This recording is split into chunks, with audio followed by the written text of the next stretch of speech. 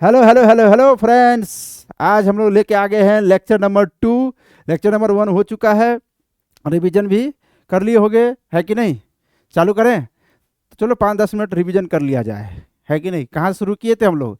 Galileo से। Galileo से पहले के लोगों का क्या कहना था कि भाई कोई भी ऑब्जेक्ट जो है ना, उसको चलाने के लिए, उसको रोकने के लिए, चलाने के लिए, इनफैक्ट रोकने नहीं चलाने के लिए पुल या पुश की ज़रूरत होती है। पुल या पुश की ज़रूरत होती है। उसके बाद गैलीलियो साहब आए, उन्होंने कहा लोगों को देखो भैया, जो मैंने ऑब्जर्व किया है वो मैं बता रहा हूँ। मैंने जो ऑब्जर्व किया है कि भाई अगर कोई ऑब्जेक्ट रुकी हुई है तो वो रुकी हुई रहना चाहती है, या चल रही है कांस्टेंट वेलोसिटी से तो कांस्टेंट वेलोसिटी से चलते रहना चाहती है। उन्होंने एक प्रैक्टिकल करके भी दिखाया, बिल्कुल स्मूथ सरफेस लिया, बिल्कुल स्मूथ सरफेस, और वहाँ पे क्या किया, मान लो किसी ऑब्जेक्ट को लुढ़का दिए, है ना, तो वो चलते चला गया। तो उसको अगर रोकना था तो पुश और पुल की ज़रूरत पड़ा, सीधी सी बात। उन्होंने कहा देखो कोई भी ऑब्जेक्ट है उसकी जो स्वाभाविक जो स्वभाव है, जो नेचर है, वो रुके रहना, या अगर चल रहा है तो कांस्टेंट वेलोसिटी से चलते रहना। ये उसकी जो ऑब्जेक्ट की जो नेचुरल स्टेट है यही है। समझ में आ रहा है कि नहीं? उसके बाद उन्होंने लॉ ऑफ इनर्शिया, याद है लॉ ऑफ इनर्शिया क्या था? Law of inertia statement Galileo साहब ही दिए थे कि इफ अ पार्टिकल या बॉडी इज एट रेस्ट या moving with constant velocity, it will keep doing so until and unless an external force apply on it। समझ में आया कि नहीं? ये लॉ ऑफ इनर्शिया है। यही लॉ ऑफ इनर्शिया बाद में चल के न्यूटन का फर्स्ट लॉ बनेगा, याद रखना। यही लॉ ऑफ इनर्शिया क्या होगा बाद में, न्यूटन का फर्स्ट लॉ बनेगा, वो हम चर्चा करेंगे। तो यहाँ पर जो वर्ड आया ना फोर्स, फिर फोर्स वर्ड जो आया है यहाँ पे कि any external force, force word जो है न्यूटन से पहले यूज हो गया था। फिर फोर्स के बारे में डिटेल कौन बताया? न्यूटन साहब ने। फोर्स के बारे में बताया कि जो ये पुल और पुश की बात हो रही है ना, वही फोर्स है। पुश और पुल की बात जो हो रही है वही क्या है? फोर्स है। समझ में आ रहा है कि नहीं? उन्होंने क्या कहा कि पुल और पुश दो तरह से किया जा सकता है। पुश और पुल दो तरह से किया जा सकता है। बोला भाई कोई ऑब्जेक्ट जा रहा है कांस्टेंट वेलोसिटी से, है ना, ठीक है, तो उसको हम छू के पुल कर सकते हैं या छू के पुश कर सकते हैं। और दूसरा यही है कि जैसे मान लो ये ऑब्जेक्ट है, इसको छोड़ देंगे तो इसको किसी ने पुल किया, लेकिन हमें तो नहीं दिख रहा कि कौन इसको छुआ।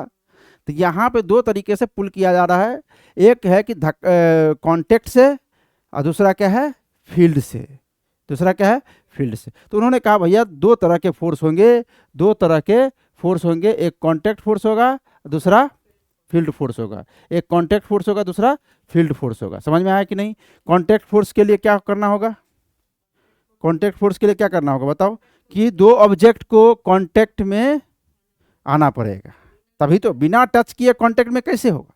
तो जो जो है ना, जब जब कांटेक्ट होगा तब तक कांटेक्ट फोर्स डेवलप होगा। समझ में आ रहा है कि नहीं? और कांटेक्ट फोर्स में कौन कौन सा था? नॉर्मल था, है ना, नॉर्मल था, टेंशन था, फ्रिक्शन था, स्प्रिंग फोर्स था, बायोंसी हो गया। बायोंसी में जानते हो ना, कोई भी ऑब्जेक्ट को लिक्विड में रखा जाता है तो बायोंसी फोर्स वो हम लोग पढ़ेंगे फ्लूइड मैकेनिक्स में, है ना। तो जो जब जब कांटेक्ट आएगा तब तक कांटेक्ट फोर्स डेवलप होगा। दूसरा था कि फील्ड फोर्स। फिर थोड़ा स्टाइल मारने के लिए मैंने बोला था कि देखो भैया, कांटेक्ट नाम की चीज़ कुछ भी नहीं होता है। ये स्टाइल था। ये क्या था? स्टाइल था कि कांटेक्ट नाम की कोई चीज़ नहीं होती है। मैं क्या बोला, जैसे मान लो कोई, अच्छा तुम बोलोगे कि देखो ये कांटेक्ट में नहीं है क्या? दो हाथ देखो, दो हाथ का सरफेस ऐसे करके आया, क्या कांटेक्ट में नहीं है? तो मैंने बोला नहीं, ये कांटेक्ट में नहीं है, ये कांटेक्ट नहीं किया, एक दूसरे को नहीं छू रहा है। तो भाई जो हम देख रहे हैं कि ये छू रहा है, वो क्या है? वो तुम्हारा फील है ना। छूने का यहाँ पर मैं ये बोल रहा हूँ कि इसका एटम इसके एटम को टच नहीं किया। जब इसका एटम इसके एटम को टच नहीं किया तो हम कैसे मानेंगे कि ये छुआ? है कि नहीं? तो जो तुम्हें फील हो रहा है वो है क्या? जो देखो मैं जैसे करके धक्का मार रहा हूँ एक दूसरे को, ये जो मुझे फील हो रहा है कि एक दूसरे को ये पुश कर रहा है, ये क्या है? ये है इलेक्ट्रॉन क्लाउड का रिपल्सन। ये क्या है? इस हाथ के इलेक्ट्रॉन क्लाउड, इस हाथ के इलेक्ट्रॉन क्लाउड के बीच में क्या है? रिपल्सन। वो तुम्हें फील होता है।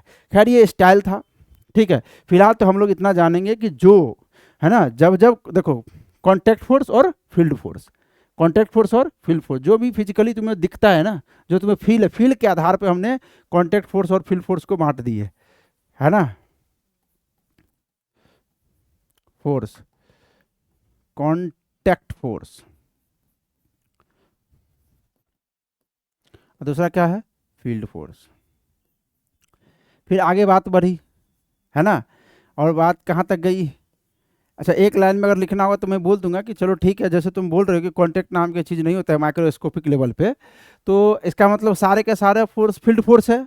तो बिल्कुल सारे के सारे फोर्स फील्ड फोर्स है, ठीक है ना। इसको शॉर्ट रेंज फील्ड फोर्स बोल सकते हैं, इसको लॉन्ग रेंज फील्ड फोर्स। देखो फिलहाल हम लोग यहीं पे आते हैं।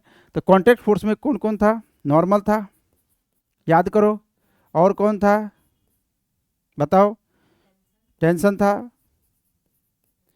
फ्रिक्शन था,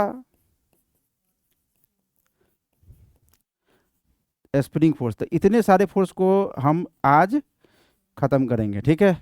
उसके बाद इधर जो है ग्रेविटेशनल फोर्स, है ना, फील्ड फोर्स में ग्रेविटेशनल फोर्स,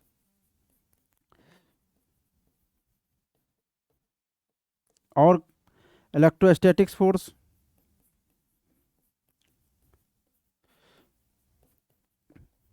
बोलो, ईटीसी लगा दिया करो, है ना। मैग्नेटिक फोर्स,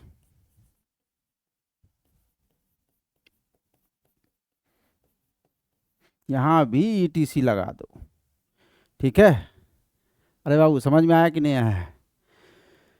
फिर आगे बढ़ा बात, आगे बढ़ के बात कहाँ तक पहुंची कि भैया देखो भैया, फोर्स जो है ना, अब इतने सब तरह का जो हम फोर्स पढ़ेंगे तो हो गया, इतना तो पढ़ना ही है, ठीक है। सबका अलग अलग नाम है, लेकिन जो शुरू में जो है न्यूटन साहब ने बोला कि देखो भैया, 4 तरह के ही फंडामेंटल फोर्स होते हैं। कितने तरह के? 4 तरह के फंडामेंटल फोर्स। 4 तरह के फंडामेंटल। फिर क्वेश्चन आ कि भाई फंडामेंटल क्या है? फंडामेंटल ये है कि वो देखो, जो हम 4 तरह का फोर्स बताएंगे ना, यही दुनिया में सारे फोर्स एग्जिस्ट करते हैं। जितने भी फोर्स तुम देख रहे हो ये सब 4 तरह के ही फोर्स में आएंगे, ठीक है। तो ये फंडामेंटल का क्यों जोड़ना पड़ा? फंडामेंटल का मतलब कि भैया जो 4 तरह का फोर्स बोलेंगे उसको तुम्हें मानना है ना। जैसे कि ग्रेविटेशन है, तो ग्रेविटेशन फोर्स क्यों लगता है ये हम नहीं बता पाए। ग्रेविटेशन फोर्स है, जब 2 मास आएगा तो ग्रेविटेशन फोर्स आएगा। क्यों आएगा, क्यों लगता है, इसका जवाब किसी के पास नहीं था। इसलिए उन्होंने बोला कि देखो 4 तरह के फंडामेंटल फोर्स है, उसको तुम्हें मानना होगा। 4 फंडामेंटल फोर्स कौन कौन था? पहला तो यही जो ग्रेविटेशन है, उसके बाद फर्स्ट ग्रेविटेशन ले लो, सबसे कमजोर फोर्स है ये ग्रेविटेशनल फोर्स। लेकिन इसी फोर्स से पूरे दुनिया, समझ रहे हो कि नहीं, सन घूम रहा है, पृथ्वी घूम रही है सन के चारों तरफ, इसी फोर्स की वजह से। दूसरा, लेकिन है सबसे कमजोर, इलेक्ट्रोमैग्नेटिक। इलेक्ट्रोमैग्नेटिक, ठीक है। और थर्ड जो है weak nuclear force, weak nuclear force. और फोर्थ क्या है? Strong nuclear force. बस याद रखना कि 4 तरह के फंडामेंटल फोर्स होते हैं। यानी कि ये देखो, ये यहाँ पे ध्यान देना कि यहाँ पे जो ये जितना भी है ना, नॉर्मल, टेंशन, फ्रिक्शन, जितने भी कॉन्टैक्ट फोर्स है, ये सब इलेक्ट्रोमैग्नेटिक नेचर के। ये क्या है? इलेक्ट्रोमैग्नेटिक नेचर के।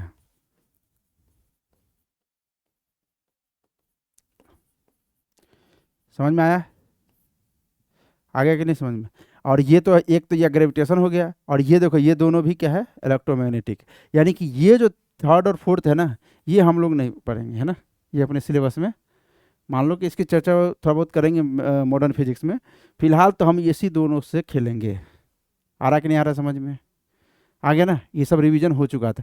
हमने बताया था कि जैसे फंडामेंटल फोर्स है, तो ग्रेविटेशन फोर्स, यानी कि 2 मास के बीच में, यानी कि यहाँ पे जो है ना, जब जब फोर्स आएगा ना, जब जब फोर्स आएगा तो 2 ऑब्जेक्ट आएंगे, यानी 2 चीज़ें आएंगे ही आएंगे। समझ रहे हैं? क्योंकि 2 चीज़ों का क्या है? इंटरेक्शन है ये। अगर फोर्स के बारे में बात करें तो फोर्स क्या था? रिजल्ट ऑफ इंटरेक्शन था, है ना। Result of interaction between 2 object. समझ में आ रहा है कि नहीं? सीधी सी बात है कि भाई इंटरेक्शन है, 2 ऑब्जेक्ट के बीच का क्या है? इंटरेक्शन। अब समझना, अब 2 ऑब्जेक्ट, ये जो फोर्स का जो नेचर बदलेगा ना, ये ऑब्जेक्ट के नेचर के अनुसार। अगर ऑब्जेक्ट का नेचर, यानी कि अगर देखा जाए कि 2 ऑब्जेक्ट का जो है ना कॉमन प्रॉपर्टी अगर मास होगा, तो हम बोलेंगे कि भाई वो फोर्स उसमें उसमें इंटरेक्शन किस तरह का होगा, ग्रेविटेशनल। ठीक है, अगर मान लो कि दोनों ऑब्जेक्ट में कॉमन प्रॉपर्टी चार्ज होगा तो उसका इंटरेक्शन किस तरह का होगा, इलेक्ट्रोमैग्नेटिक। अगर मान लो दोनों है ना, दोनों ऑब्जेक्ट जो है उसका कॉमन प्रॉपर्टी एक न्यूक्लियस के अंदर रहना, तो ये दोनों फोर्स आएगा। समझ में आया कि नहीं आया? तो कॉमन प्रॉपर्टी दोनों में होना चाहिए, क्योंकि इंटरेक्शन हो रहा है तो कॉमन प्रॉपर्टी तो होना ही चाहिए। अगर मास कॉमन प्रॉपर्टी है तो ग्रेविटेशनल फोर्स है। समझ में आया कि नहीं आया? तो कुल मिला के हमने ये बताया कि जो फोर्स है वो इंटरेक्शन है, इंटरेक्शन बिटवीन टू ऑब्जेक्ट। समझ में आ रहा है कि नहीं आ रहा? फिर न्यूटन ने क्या किया, देखो भाई थर्ड लॉ दिया उन्होंने, बोला कि third law, Newton third law. मैं न्यूटन थर्ड लॉ से शुरू करता हूँ ताकि फोर्स के बारे में जानकारी हो जाए। न्यूटन्स थर्ड लॉ, वो पढ़े लिखे लोगों के लिए क्या किया उन्होंने, एक बहुत बड़ा स्टेटमेंट दिया है जो सबको याद रहता है पर समझ में नहीं आता है। क्या था? Every action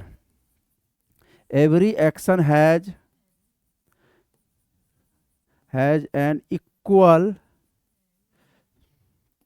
and opposite reaction. समझ में आया? ये स्टेटमेंट में जो है ना, इस स्टेटमेंट को लोग पढ़ा, ठीक है, और बोला कि देखो भाई एक्शन और रिएक्शन, यहाँ पे आके जो है ना लोग फंसे, है ना। उनको लगा कि भाई कोई अगर मान लो धक्का मारा, एक्शन हुआ, तो बाद में मतलब ऐसा एक्शन रिएक्शन से ऐसा लग रहा है कि पहले ये आया होगा फिर बाद में ये आया होगा, है ना। ये स्टेटमेंट में है ना, एक्शन रिएक्शन, दिमाग में यही थॉट आता है कि अगर एक्शन हुआ है फिर रिएक्शन होगा। कहता ना कि कर्म करो तो फल मिलेगा, है ना, बुरे कर्म करोगे तो बुरे फल मिलेगा। तो कर्म है एक्शन, फल मतलब एक क्या बोलते हैं इसको, कर्म करो तो फल मिलेगा बोलते थे यार, कर्म करोगे। हाँ, तो उस तरह का चीज यहाँ पर नहीं है ना। यहाँ पर कर्म करोगे, फल कर्म दोनों एक ही साथ है। कहने का मतलब है कि एक्शन रिएक्शन साइमल्टेनियसली आता है। ठीक है, कौन पहले आया कौन बाद में आया ऐसा कुछ नहीं। No time lag between action and reaction. Action reaction के बीच में कोई टाइम लैग नहीं है, पहली बात। दूसरी बात है कि किसको एक्शन बोलेंगे किसको रिएक्शन बोलेंगे।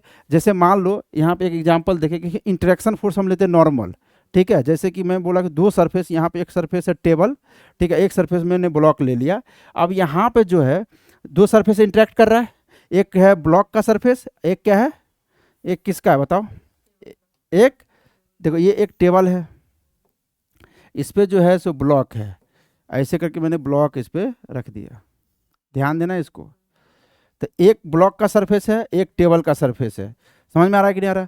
तो क्या है कि यहाँ पर इंटरेक्ट कर रहा है।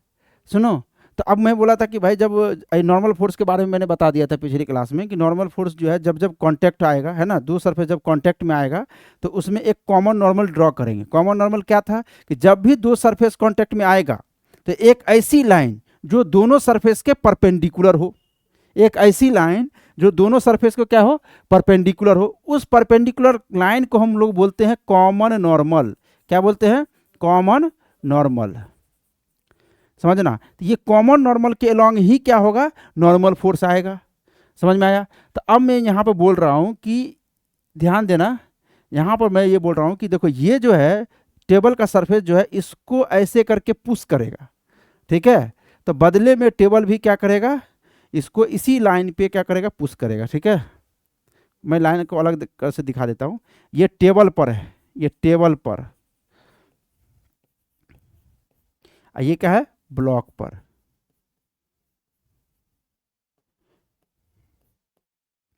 तो यहां पे जो जैसे टेबल पुश किया, टेबल जैसे पुश किया, सॉरी टेबल पुश किया ब्लॉक को, ठीक उसी time, no time lag between action and reaction, ये भी क्या किया, टेबल को पुश किया।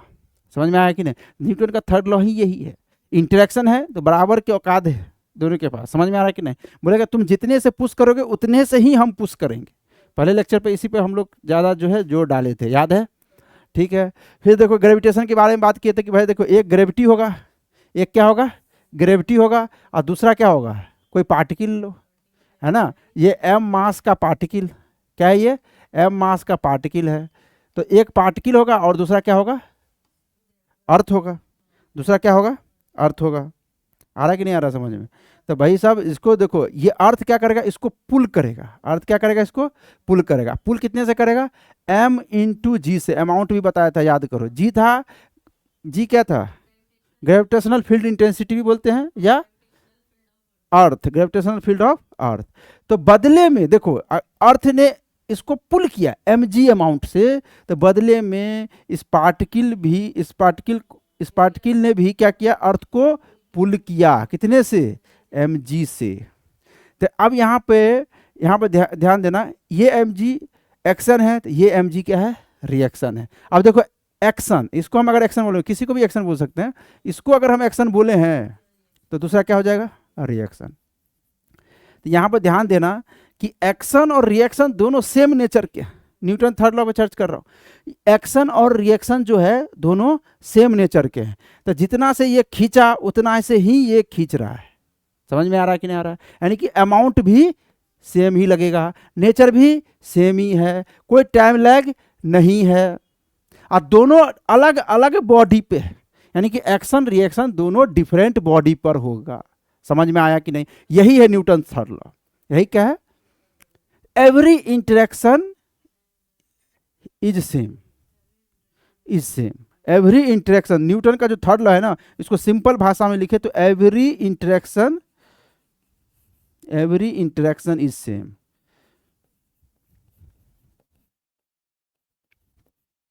समझ में आया कि नहीं?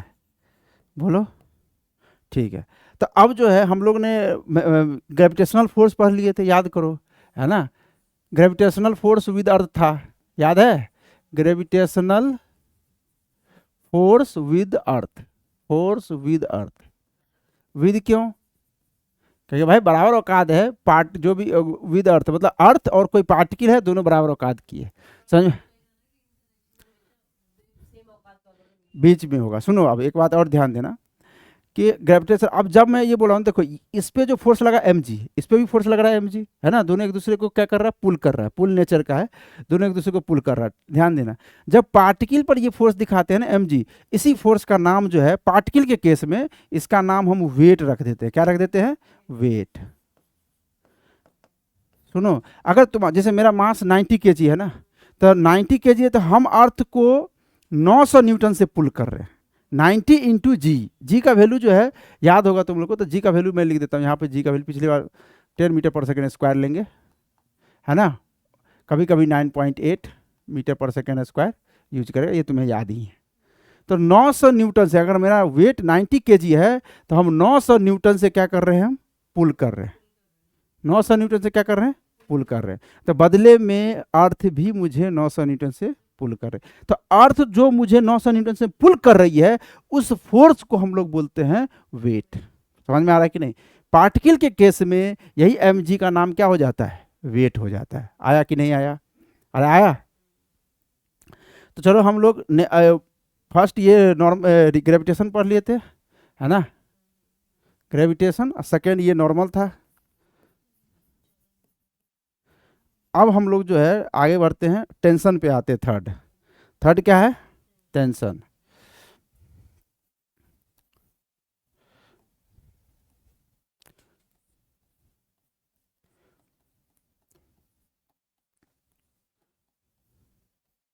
टेंशन में क्या है बताओ? टेंशन में यह है कि भाई रस्सी, एक तो स्ट्रिंग होगा, दो ऑब्जेक्ट कौन कौन होंगे, एक स्ट्रिंग और दूसरा क्या लेंगे, हैं, दूसरा एनीथिंग, कोई भी चीज़ होगा भाई, स्ट्रिंग से जो भी कुछ कनेक्ट होगा। समझ में आ रहा है कि नहीं? तो एक तो स्ट्रिंग होना ही चाहिए एटलीस्ट, एक कोई और ऑब्जेक्ट हो, या स्ट्रिंग में भी लगता है टेंशन, कोई दिक्कत नहीं है। देखो सिचुएशन यहाँ पे ध्यान दो। ऐसे जैसे मालूम मैं बोल रहा हूँ कि ये देखो छत है,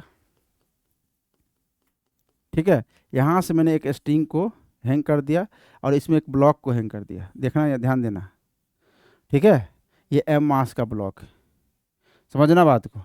तो अब मैं ये बोल रहा हूँ कि जो ये स्ट्रिंग है ना, ये स्ट्रिंग, तो ये एक स्ट्रिंग देखो, यहाँ पे एक ऑब्जेक्ट ये हो गया, ठीक है, और ये स्ट्रिंग हो गया। अब दोनों के बीच में क्या कनेक्शन है, कॉन्टैक्ट पॉइंट है, ठीक है। तो यहाँ पर क्या होगा, एक टेंशन जनरेट होगा, ठीक है। देखो यहाँ पर देखो एक छत है, एक ऑब्जेक्ट छत है, दूसरा ऑब्जेक्ट क्या है, स्ट्रिंग है। तो यहाँ पर भी क्या होगा, टेंशन होगा। अब यहाँ पर भी देखना, जैसे मैं इस पोर्शन को लेंगे, तो यहाँ पर देखो ये जो है ना, ये ऊपर वाला मान लो स्ट्रिंग है, ये नीचे वाला स्ट्रिंग है, तो यहाँ भी दो ऑब्जेक्ट हो गया, यहाँ भी टेंशन जनरेट होगा। समझ में आ रहा है कि नहीं आ रहा है? तो टेंशन के बारे में पहले एक बात याद रखना कि अगर नेचर की बात करें तो नेचर तो तुम्हें पता ही है। अगर नेचर की मैं बात करूं तो नेचर तुम्हें पता है, नेचर क्या हो गया? इलेक्ट्रोमैग्नेटिक। नेचर कैसा हो गया? इलेक्ट्रोमैग्नेटिक नेचर हो गया। टाइप की बात करूं तो ये किस टाइप का फोर्स लगाता है? पुलिंग टाइप का, क्योंकि हमेशा टेंशन से चीज़ों को पुल कर सकते हैं, पुश नहीं कर सकते, तो ये पुलिंग टाइप का हो गया, है ना, पुल। समझ में आया कि नहीं आया? अगर अमाउंट की बात करूं तो कितना अमाउंट, जैसे कि एम ग्रेविटेशन में अमाउंट क्या था? एम इंटू जी, है ना। एम क्या था? ऑब्जेक्ट का मास। यहाँ पे अमाउंट जो है ये एडजस्टिंग है। क्या है ये? एडजस्टिंग है। कहाँ से कहाँ तक जाएगा? 0 से इन्फिनिटी तक चल जाएगा, ठीक है। अरे समझ में आ रहा है कि नहीं आ रहा है?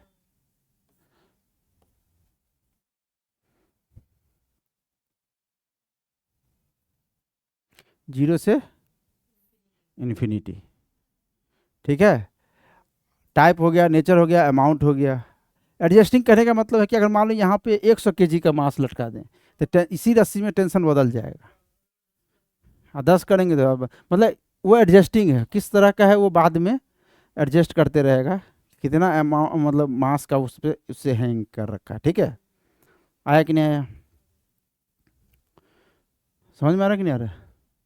तो चलो इसको थोड़ा सा इस डायग्राम को ढंग से बनाते हैं, थोड़ा सा मोटा करते हैं।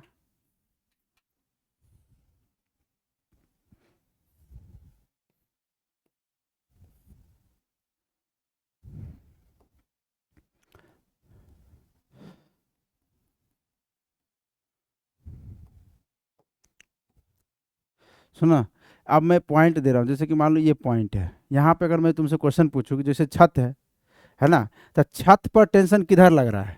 अगर हाँ, छत पे टेंशन किधर लग रहा है? बोलो, छत पे टेंशन किधर लग रहा है? छत पे टेंशन किधर लग रहा है? नीचे की तरफ। कौन लगा रहा है? स्ट्रिंग लगा रहा है। छत पे टेंशन कौन लगा रहा है? स्ट्रिंग लगा रहा है। तो स्ट्रिंग क्या कर रहा है? इसको पुल कर रहा है। तो छत पर जब टेंशन की बात आएगा तो किधर आएगा? नीचे की तरफ, नीचे की तरफ। समझ में आ रहा है कि नहीं? तो बदले में छत भी स्ट्रिंग को क्या करेगा? पुल करेगा, पुल करेगा। अब मैं क्वेश्चन पूछ रहा हूँ कि ब्लॉक पे टेंशन किधर लग रहा है? ब्लॉक पर फोर्स किधर लग रहा है? हाँ, ऊपर की तरफ। कौन लगा रहा है? स्ट्रिंग लगा रहा है। ब्लॉक पर फोर्स किधर लगा रहा है? ऊपर की तरफ, ठीक है। तो इसको ऐसे दिखाते हैं, टेंशन ऐसे डायरेक्शन दिखाते हैं ऐसे करके कि ये टेंशन है। तो बदले में ब्लॉक भी इसको रस्सी को नीचे की तरफ खींचेगा। अगर मैं बोल दूं कि यहाँ पर देखो ये जो है ना, क्यों नहीं खींचेगा? अरे भाई अभी तो मैं बताया कि पुल टाइप का फोर्स है। जब रस्सी इसको पुल करेगा तो बदले में क्या ये देखेगा क्या? अरे भाई दो ऑब्जेक्ट के बीच का इंटरेक्शन, यहाँ एक ऑब्जेक्ट क्या है? यहाँ ब्लॉक है, और एक ऑब्जेक्ट क्या है? स्ट्रिंग है। स्ट्रिंग ब्लॉक को पुल कर रहा है तो ब्लॉक भी स्ट्रिंग को क्या करेगा? पुल ही करेगा। नहीं, दोनों डायरेक्शन एक तरफ नहीं बता रहा मैं, ये दिखा रहा हूँ कि ये वाला टेंशन ऐसे करके दिखाया जाएगा, ठीक है। अब बदले में ये इसको पुल करेगा। कंफ्यूजन के लिए मैंने यहाँ पे जो है ना हटा देता हूँ। मैं सीधा पूछ रहा हूँ, देखो यहाँ पर अगर मुझे टेंशन दिखाना हो तो ऐसे दिखाऊंगा। तो ये बता रहा हूँ कि ब्लॉक को जो है ना रस्सी ऊपर की तरफ पुल कर रहा है। मैं अगर बोलूँ कि देखो अगर मैं ये इतना पोर्शन मैं ले लूँ स्ट्रिंग का, इसका नाम दे दूँ, जैसे मान लो ए है, ये बी है, और मान लो इसको सी कर दूँ, तो ए बी पार्ट जो स्ट्रिंग है, ए बी पार्ट का स्ट्रिंग, वो बी सी पार्ट पर किधर फोर्स लगा रहा है? ऊपर की तरफ। ए बी पार्ट का जो स्ट्रिंग है वो बी सी पार्ट पे ऊपर की तरफ फोर्स लगा रहा है, क्योंकि टेंशन हमेशा जो है टाइप है वो पुल टाइप का है, यानी कि ये वाला रस्सी नीचे वाली रस्सी को क्या करेगा? ऊपर की तरफ पुल करेगा। बदले में जो बी सी पार्ट है वो ए बी पार्ट को नीचे की तरफ पुल करेगा। ये आया कि नहीं आया समझ में? बताओ, ये आया कि नहीं आया? समझ में आया कि नहीं आया? अब बताओ कि ए जो है, ए पॉइंट यहाँ पर है ना, ए सी पे किधर फोर्स लगा रहा है? हाँ, यस, हैं? कहीं भी नहीं। कैसे?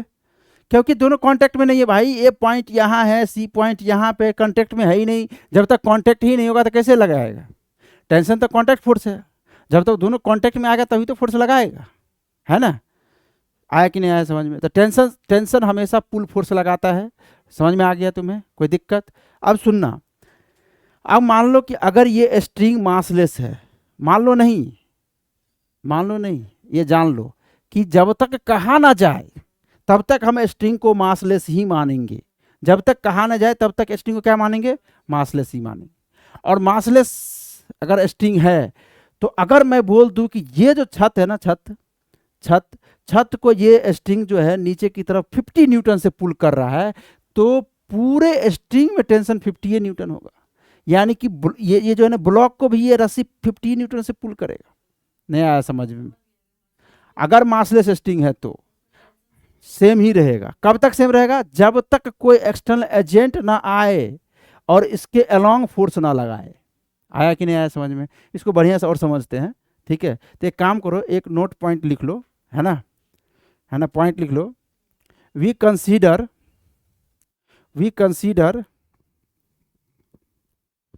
Consider our string to be massless. We consider our string to be massless. We consider our string to be massless because of this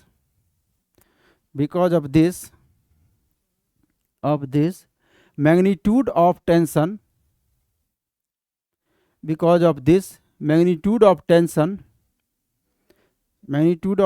remains the same at every point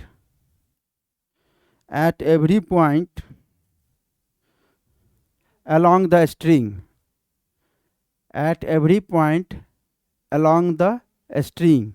until and unless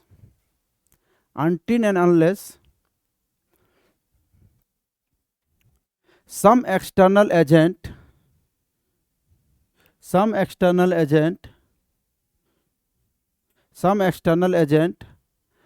apply force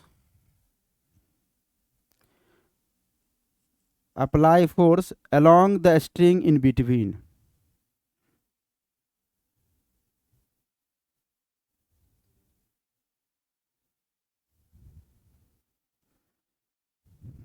ठीक है? मैं क्या बोल रहा हूं कि अगर मैं यहाँ पे, समझना बात को, कि अगर मैं तुम्हें ना यहाँ पे एक इंफॉर्मेशन दे दूं, ऐसे करके इंफॉर्मेशन दे दूं, इंफॉर्मेशन क्या रहेगा कि मैं बोल रहा हूँ कि छत पे जो है ना, मैं इंफॉर्मेशन दे दिया कि छत पर रस्सी के द्वारा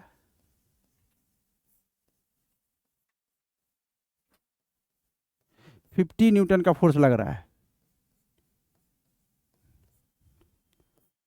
फोर्स यानी कि टेंशन लग रहा है, ठीक है?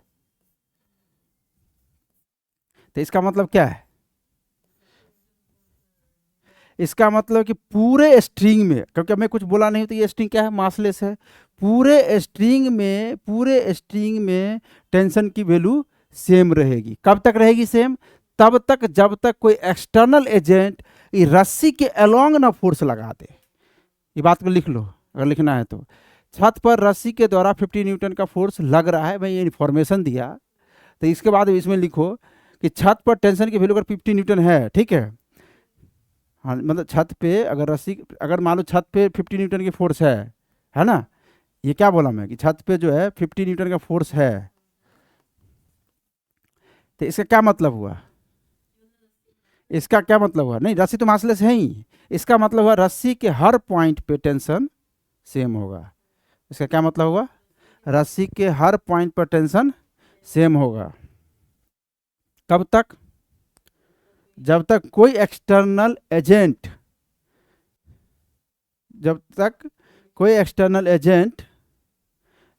है ना, जब तक कोई एक्सटर्नल एजेंट रस्सी के अलोंग फोर्स ना लगाए। समझ में आया कि नहीं आया? क्या समझ में आया? हाँ, कि अभी अगर मैं बोल दिया ना कि यहाँ पे देखो छत पे 50 न्यूटन का फोर्स है, तो रस्सी का हर पॉइंट यानी कि इस पॉइंट पे भी जो है टेंशन कितना होगा? 50 न्यूटन होगा। इसका मतलब ये होगा कि ये जो पार्ट है ना रस्सी का, है ना, ये जो पार्ट है स्ट्रिंग का, उसको ये वाला पार्ट 50 न्यूटन से खींच रहा है, बदले में ये वाला पार्ट इसको खींच रहा है 50 न्यूटन से। यहाँ पे जो ब्लॉक है उसको रस्सी 50 न्यूटन से ऊपर की तरफ खींच रहा है। समझ में आया कि नहीं आया? आया कि नहीं? यानी कि हर पॉइंट पे, इस पॉइंट पे भी टेंशन क्या है? 50 न्यूटन। इस पॉइंट पे भी टेंशन क्या है, 50 न्यूटन। समझ में आया कि नहीं। और डायरेक्शन दिखाने की बात हो तो हमेशा पुलिंग है, पुलिंग। तो यानी कि यहाँ पर अगर दिखाएंगे तो ये वाला जो पार्ट है, ये वाला जो पार्ट रस्सी है, ऊपर वाला पार्ट इसको 50 न्यूटन से क्या करेगा, पुल करेगा। आगे समझ में। तो मैं अगर तुमसे पूछूं कि एक बात बताओ, है ना, कि ऐसे करके मान लो कहीं ऐसे करके दे रखा है रस्सी, ठीक है, ऐसे करके रस्सी दे रखा है। ऐसे कब होगा, जब यहाँ पे मान लो कोई बीड जो है ना, यहाँ पे जो है मैं एक बीड ऐसे करके बीड फंसा दिया ऐसे करके, ठीक है ना। अब बताओ कि ये जो रस्सी है इधर वाला है तो एक ही रस्सी, क्या ये सब रस्सी में जो टोटल ये जो है यहाँ से यहाँ तक, क्या हर एक पॉइंट पे टेंशन की वैल्यू सेम है।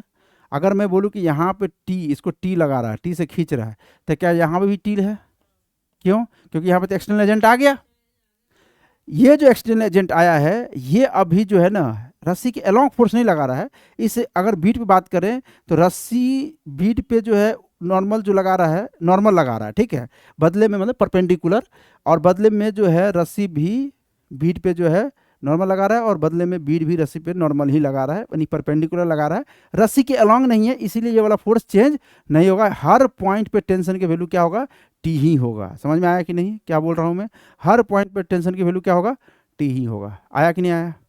लेकिन एक बात बताओ, जैसे कि मैं बोल रहा हूँ, सुनना ध्यान से,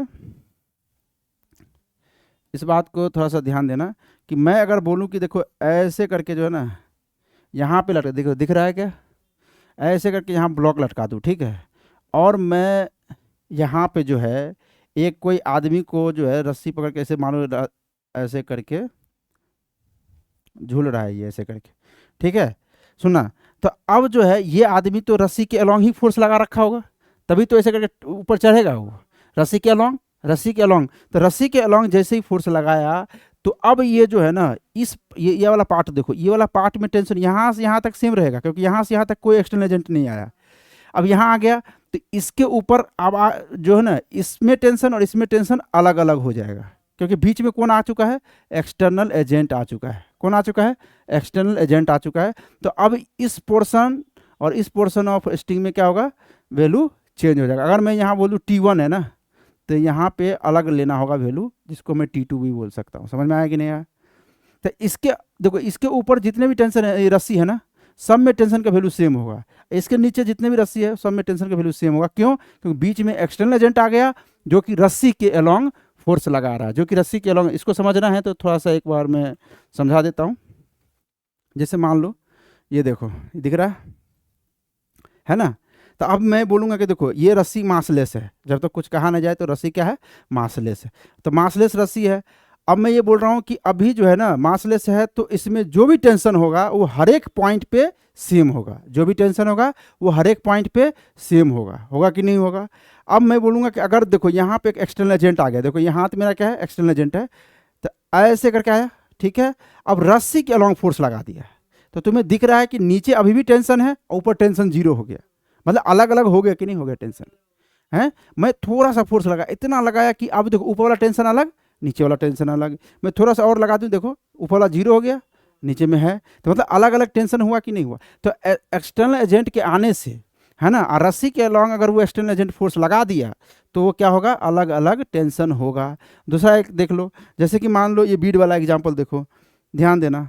जैसे मान लो ये दिख रहा है, ब्लैक धागा नहीं दिख रहा, ब्लैक धागा दिख रहा है क्या, चलो कोई ना, मान लो ये धागा तो है ही, तभी तो इसे है। देखो तो अब ये जो मैं दिखाया हूँ ना, ये वाला फिगर जो बनाया हूँ, इसमें जो ये बीड है वो दिख रहा है, वो एक रस्सी के अलॉन्ग फोर्स नहीं लगा रहा है, परपेंडिकुलर लगा रहा है। तो क्या होगा कि इस पूरे रस्सी में टेंशन जो है सेम होगा, पूरे रस्सी में टेंशन क्या होगा, सेम होगा। आया कि नहीं आया समझ में, ठीक है। तो स्ट्रिंग के बारे में भाई सब इतना ही कि पुलिंग फोर्स है, आगे तो हम लोग चर्चा करेंगे ही करेंगे। समझ में आया कि नहीं, आगे बढ़े। अगला जो फोर्स है वो है स्प्रिंग फोर्स। कौन सा फोर्स, स्प्रिंग फोर्थ है ना।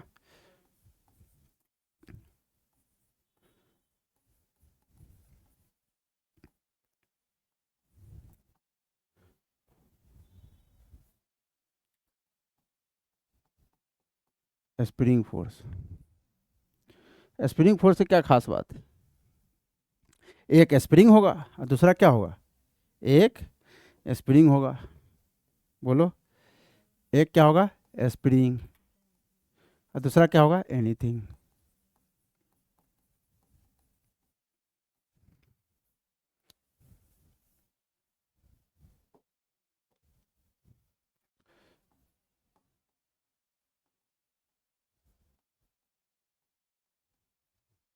ठीक है, देखो ध्यान देना, एक स्प्रिंग होगा, दूसरा कोई भी ऑब्जेक्ट होगा। जैसे देखो स्प्रिंग देखे हो कभी, स्प्रिंग मेटालिक वायर देखो ऐसे करके रहता है, वर्लिंग रहता है, ऐसे करके घुमा हुआ रहता है, देखो कभी, है ना, ये स्प्रिंग है। ठीक है, जब मार्केट से खरीद के लाए, ये स्प्रिंग है। अभी ये रिलैक्स स्टेट में है, क्या है ये, रिलैक्स स्टेट में। दो जो इसका लेंथ होगा ना, इसको हम लोग बोलेंगे भाई ये ना नेचुरल लेंथ है, एल क्या है यहाँ पे, नेचुरल लेंथ। ठीक है, ये मार्केट से स्प्रिंग खरीद के लाया हूँ, अभी ये रिलैक्स स्टेट में है, क्या है, तो रिलैक्स स्टेट में जो स्प्रिंग की जो लंबाई होती है उसी को हम लोग क्या बोलते हैं, नेचुरल लेंथ। तो ये इसको क्या बोलेंगे, नेचुरल लेंथ है, नेचुरल लेंथ। ठीक है, जैसे स्ट्रिंग में जब तक ना कहा जाए तब तक हम स्ट्रिंग को कैसा लेते थे, मासलेस, है ना, ठीक उसी तरह से स्प्रिंग को भी मासलेस लेना है, यानी कि जब तक स्पेसिफाई ना करे तब तक क्या करेंगे, मासलेस लेना है, मासलेस, है ना, मतलब मासलेस, एम जो है लगभग जीरो। ठीक है, मान के चलेंगे तो मासलेस स्प्रिंग में खास बात ये होगा कि स्प्रिंग फोर्स पूरे स्प्रिंग में, अगर स्प्रिंग फोर्स जनरेट हुआ तो पूरे स्प्रिंग में स्प्रिंग फोर्स क्या होगा, सेम होगा। ठीक है, समझ में आ रहा है कि नहीं है, जैसे टेंशन सेम था उसी तरह से स्प्रिंग फोर्स भी सेम रहेगा। आया कि नहीं आया, ठीक है, पहले तो मैंने स्प्रिंग देखा, ठीक, स्प्रिंग का जो लंबाई होगा जो रिलैक्स स्टेट में, है ना, length, length of spring when spring, लिखो length of spring in relax state. ठीक है, इसको बोलते हैं नेचुरल लेंथ, मासलेस रहेगा। ठीक है, ठीक, अब जो आगे जो हम लोग पढ़ते हैं वो देखते हैं कि भाई नेचर, है ना, सब में नेचर भी देख रहे थे, तो इसमें भी नेचर देखेंगे, जो कि तुम्हें याद ही हो गया कि नेचर इसका कैसा रहेगा, इलेक्ट्रोमैग्नेटिक। कैसा नेचर होगा, इलेक्ट्रोमैग्नेटिक नेचर का होगा। अरे समझ में आ रहा है कि नहीं आ रहा। टाइप की बात करें तो यहाँ पे जो टाइप आएगा वो दोनों तरह का आएगा, पुशिंग और पुलिंग। पहला फोर्स आया जिसमें दोनों टाइप का फोर्स आ रहा है, पुशिंग टाइप का भी और पुलिंग टाइप। ग्रेविटेशन कैसा था, पुल करता था, पुलिंग था। नॉर्मल कैसा था, पुशिंग था। नॉर्मल कैसा था, पुशिंग था। बताओ, नॉर्मल कैसा, पुशिंग, ग्रेविटेशन कैसा, पुलिंग, टेंशन कैसा, पुलिंग। ऑलवेज यही टाइप होगा, मतलब जब भी ग्रेविटेशन फोर्स होगा पुल ही करेगा, जब भी टेंशन होगा वो पुल ही करेगा, जब भी नॉर्मल आएगा पुश ही करेगा। समझ में आया कि नहीं आया। और जब भी स्प्रिंग आएगा तो पुशिंग भी हो सकता है और पुलिंग भी हो सकता है, वो अब अभी कंडीशन देखेंगे। ठीक है, इतना नोट कर लिए, आगे बढ़ते हैं। अमाउंट की बात करेंगे पहले, अभी तो मैंने पुलिंग पुशिंग कब लगेगा वो देख लेते हैं। देखो यहाँ ध्यान दो, जैसे देखो ये भैया स्प्रिंग है, ब्लॉक से कनेक्ट है, देखना ध्यान देना, है ना। अब मैं बोल रहा हूँ कि ये अभी रिलैक्स्ड स्टेट में है ना, रिलैक्स्ड स्टेट में है।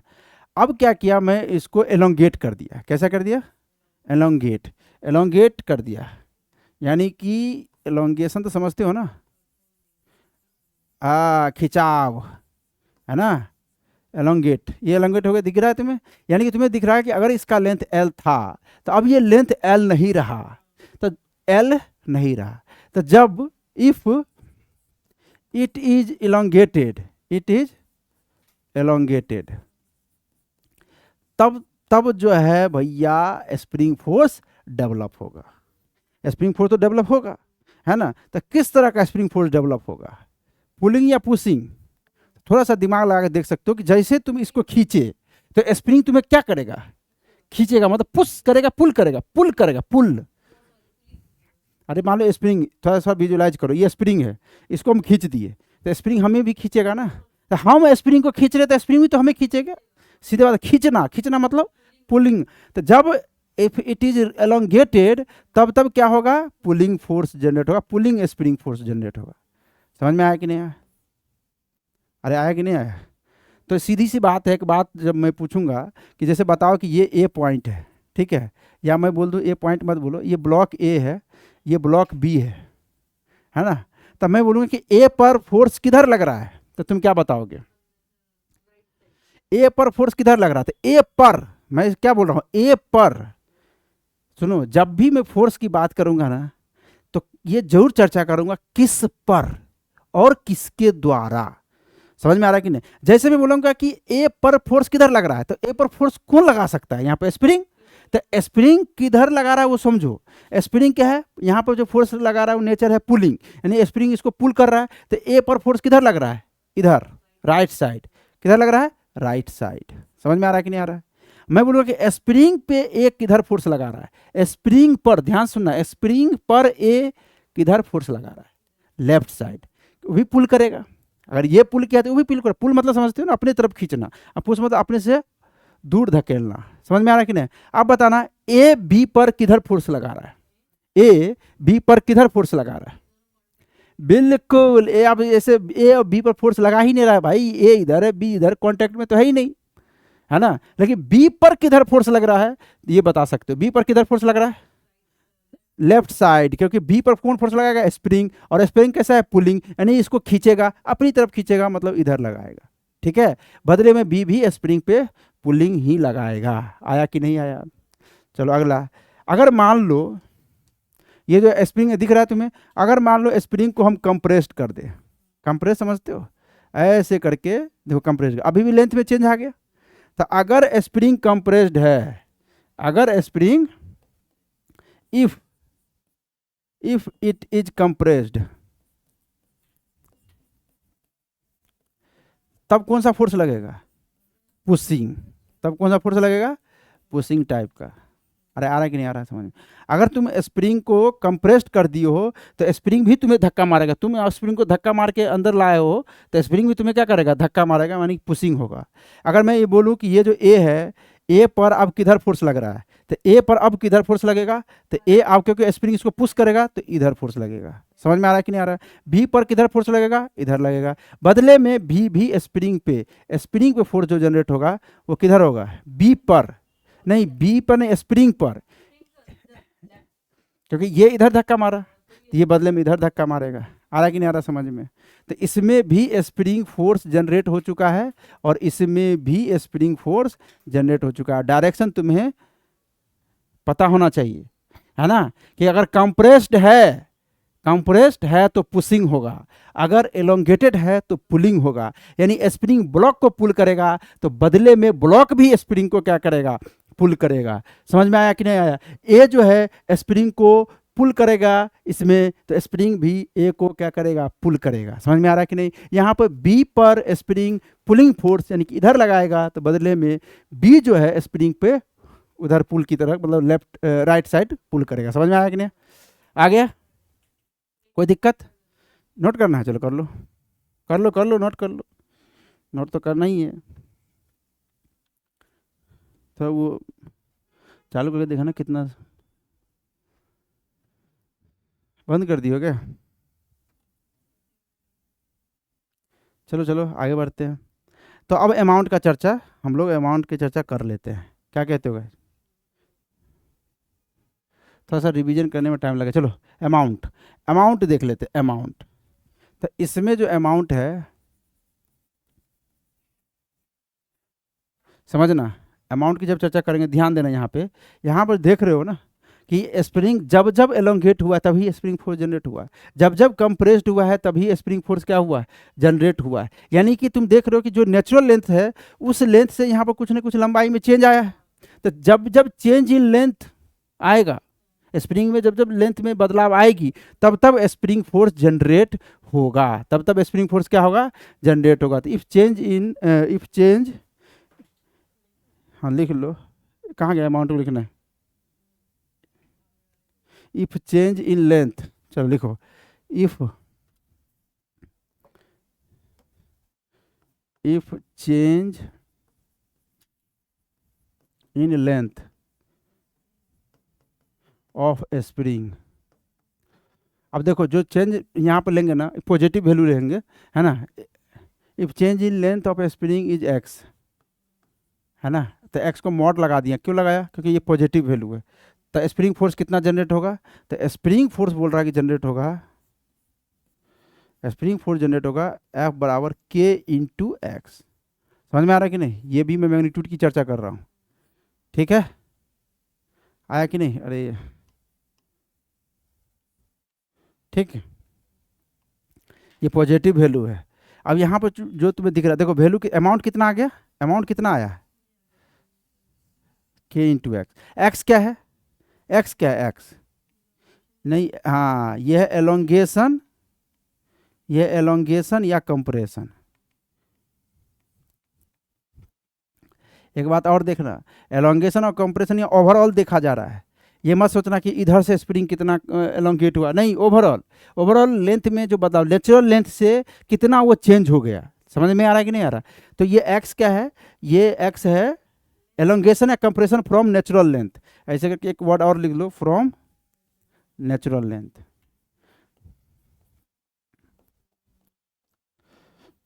नेचुरल लेंथ समझ में आया कि नहीं आया?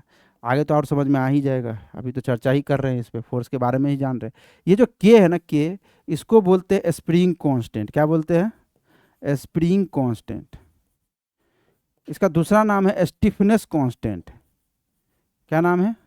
Stiffness constant. बोलते भी रहेंगे ताकि दिमाग में जाए ये, स्प्रिंग कांस्टेंट या स्टिफनेस कांस्टेंट। आया कि नहीं आया? तो स्प्रिंग कांस्टेंट जो है ये बिल्कुल जो है ना, डिपेंड्स ऑन, या ये प्रॉपर्टी है, प्रॉपर्टी ऑफ मटेरियल। स्प्रिंग जो स्प्रिंग कांस्टेंट, ऐसे लिख लो, spring constant is property of spring, property of spring material, ऐसे लिख लो, या स्प्रिंग लिख लो, है ना। उसके बाद लिखो डिपेंड्स ऑन, डिपेंड्स ऑन। जो स्प्रिंग कांस्टेंट है किस पे डिपेंड करेगा? अगर मान लो स्प्रिंग की प्रॉपर्टी है तो ये मटेरियल पे डिपेंड करेगा, है ना। किस पे डिपेंड करेगा? मटेरियल पे। और किस पे करेगा? है ना, लेंथ ऑफ स्प्रिंग पे, लेंथ ऑफ स्प्रिंग पे, लेंथ ऑफ स्प्रिंग। और बात करें जैसे कि वर्लिंग है ना, इसका घुमाव, वर्लिंग पे भी करेगा कि भाई कितने रेडियस में घुमा हुआ है ना। बोलो, मटेरियल हो गया, लेंथ ऑफ स्प्रिंग हो गया, वर्लिंग हो गया, थिकनेस, बिल्कुल थिकनेस पे भी होगा कि भाई कितना मोटाई है। तो इस सब पे डिपेंड करेगा कि भाई स्प्रिंग कांस्टेंट। किसके बारे में लिख रहा हूँ? ये स्प्रिंग कांस्टेंट के बारे में लिख रहा हूँ। आ रहा कि नहीं आ रहा समझ में? स्प्रिंग फोर्स समझ में आ गया?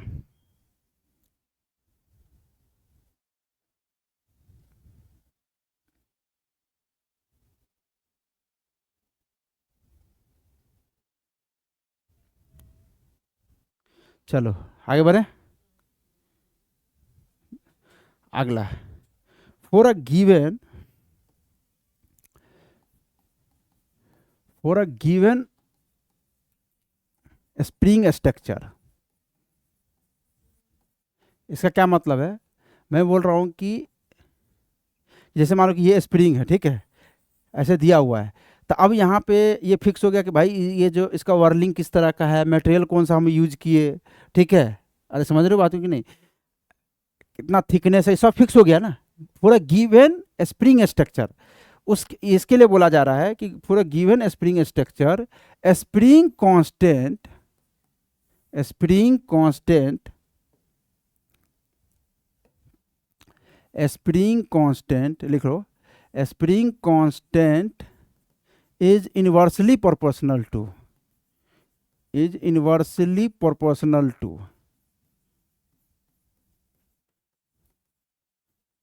is inversely proportional to length of spring, length of spring।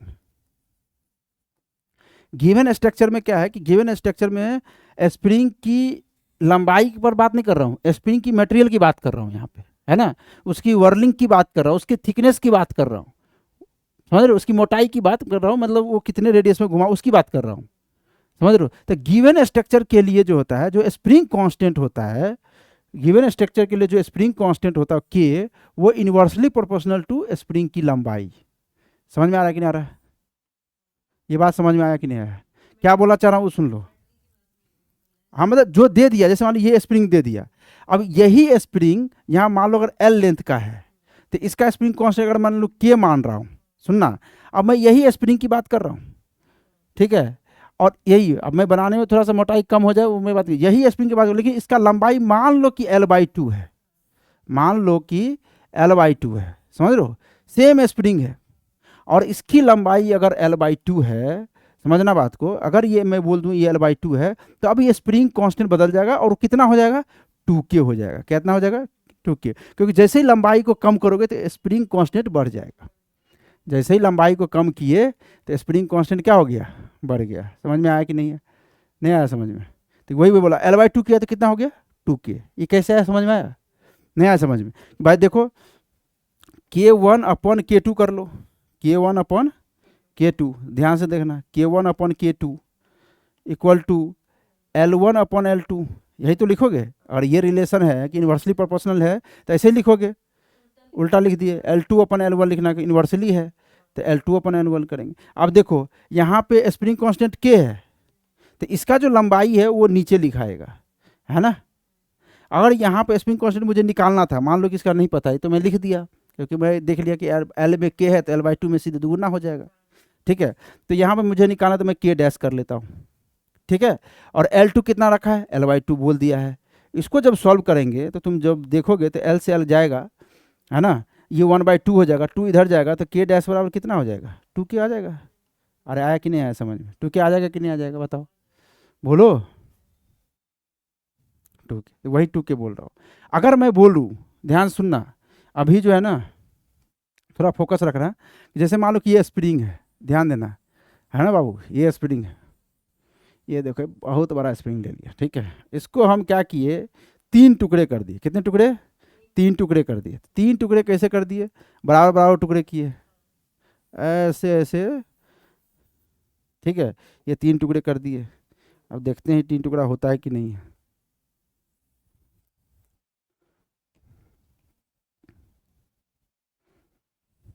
ऐसे करके 3 टुकड़े कर दिए, दिख रहा है, वही स्प्रिंग 3 टुकड़े कर दिए। देखो ध्यान देना, मैं अगर बोल रहा हूँ, सुनना, कि ये L लेंथ का स्प्रिंग था, इसका स्प्रिंग कांस्टेंट K है, तो सबसे पहले अगर 3 टुकड़े किए हैं बराबर, तो ये L/3 हो गया, ये भी L/3 हो गया, बोलो, और ये भी L/3 हो गया।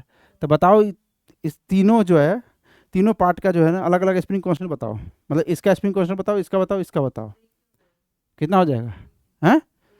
अरे सीधा सा बात है, अगर L में K है, इन्वर्सली प्रोपोर्शनल, मतलब लेंथ कम कर दी है, तो स्प्रिंग कांस्टेंट बढ़ जाएगा। तो है ना, 1/3 किए हो तो 3 गुना हो जाएगा। लेंथ को अगर तुम 1/3 किए तो स्प्रिंग कांस्टेंट 3 गुना हो जाएगा, यानी कि 3K हो जाएगा। कितना हो जाएगा, 3K। कितना हो जाएगा, 3K। आया कि नहीं आया? चलो इसको नोट करो। क्या करूं, बैक कर देना है? लो बैक कर दिए, नोट करो फटाफट, चलो।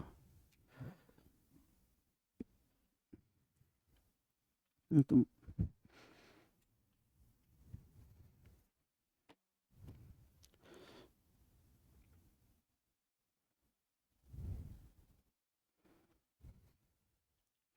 थोड़ा स्पीड में करो, है ना।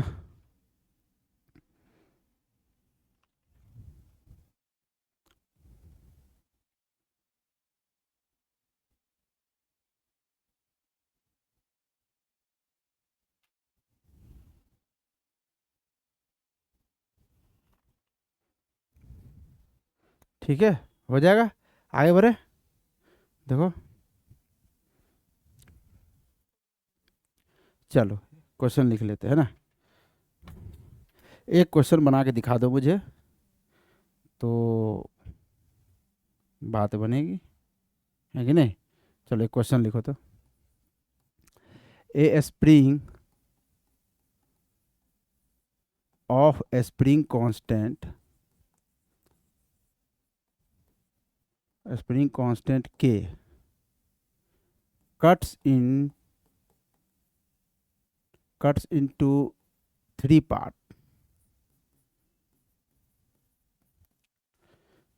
parts of length,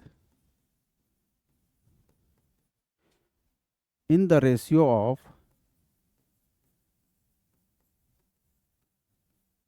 2:3:5, ठीक है। Find find find out spring constant of each part.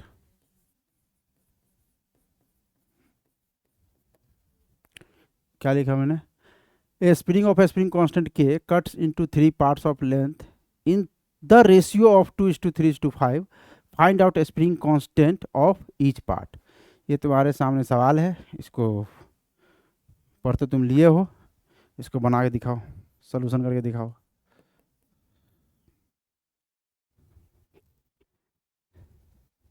है ना? बताओ क्या रहेगा तुम्हारा जवाब।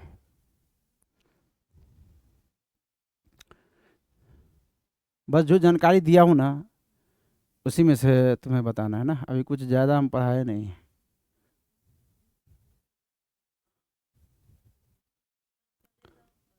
देखो ध्यान दो, देखो देखो, हाँ ठीक है, अब देखो ध्यान दो कितना है। अच्छा देख लो, चलो देखो, ये स्प्रिंग है ना, ये कोई गिवन स्प्रिंग है जिसका स्प्रिंग कांस्टेंट उसने के बोल दिया, ठीक है। इतना इन्फॉर्मेशन अभी तक उन्होंने दिया, ठीक है।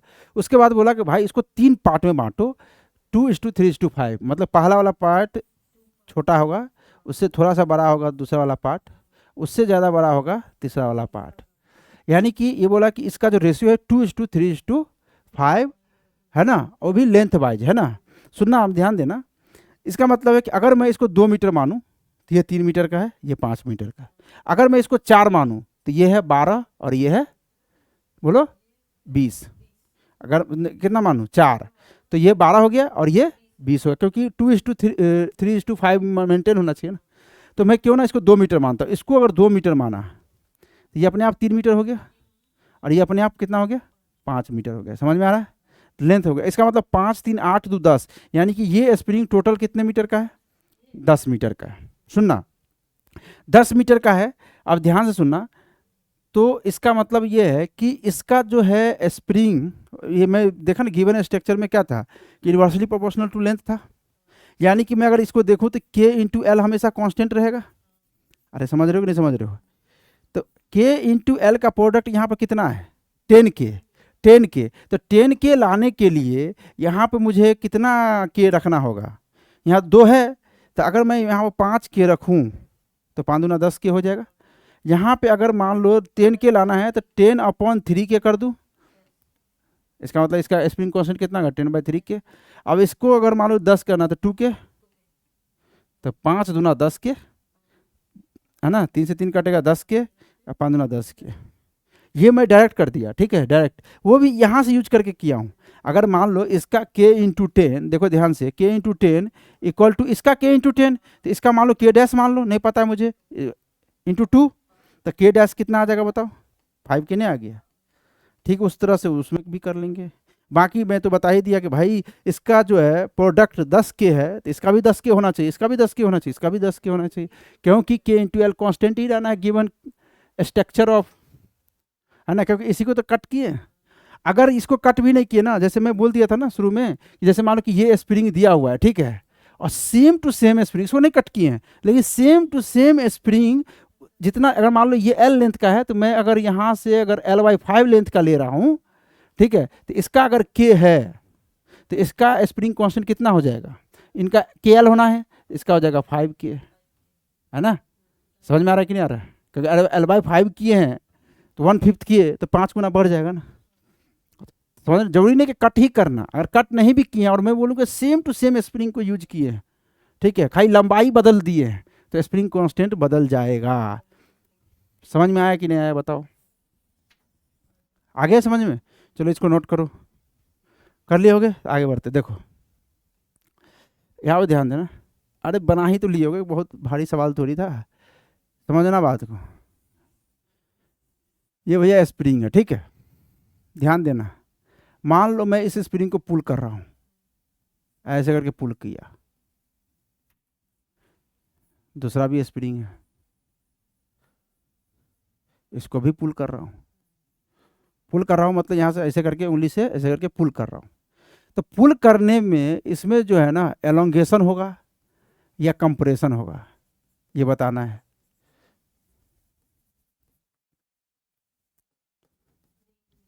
इसमें एलोंगेशन होगा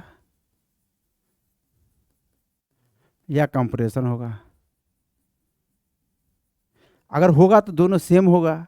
ये यहाँ इधर जो एंड है ना, ये बोलने गया हूँ, ये फ्री एंड कर दिया हूँ इसको। अब बताओ। तो भाई साहब इसका जवाब है, इसका जवाब क्या है सो बताओ। अब यहाँ पर ध्यान देना, इसको अगर तुम पुल करोगे, इसको तुम अगर पुल करोगे तो इसमें एलोंगेशन मार दे, नहीं, एलोंगेशन नहीं होगा। कंप्रेशन मार दे, नहीं, क्योंकि बाबू इसको पुल करोगे ना तो ये स्प्रिंग चल देगा। चलने से मतलब नहीं, यहाँ पे तो रुकेगा ही नहीं, इसका लंबाई चेंज ही नहीं होगा। इसको जब से पुल करेंगे इसकी लंबाई तो चेंज होगी ही नहीं। जब लंबाई में चेंज नहीं आएगा तो एलोंगेशन कंप्रेशन की बात ही कहाँ से है। अब यहाँ बताओ, यहाँ बताओ, यहाँ पे अगर करेंगे तो तुम्हें दिख रहा है कि एलोंगेट होगा, तो यहाँ पे एलोंगेट होगा, कंप्रेशन नहीं होगा। समझ में आया कि नहीं? तो क्या सीखने को मिला कि अगर if spring can elongated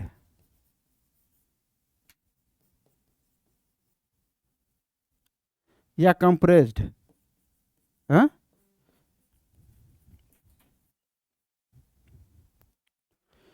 if लगाना ही नहीं लगाना है, चलो हटाओ। इफ स्प्रिंग कैन elongated या compressed if only if both end of a spring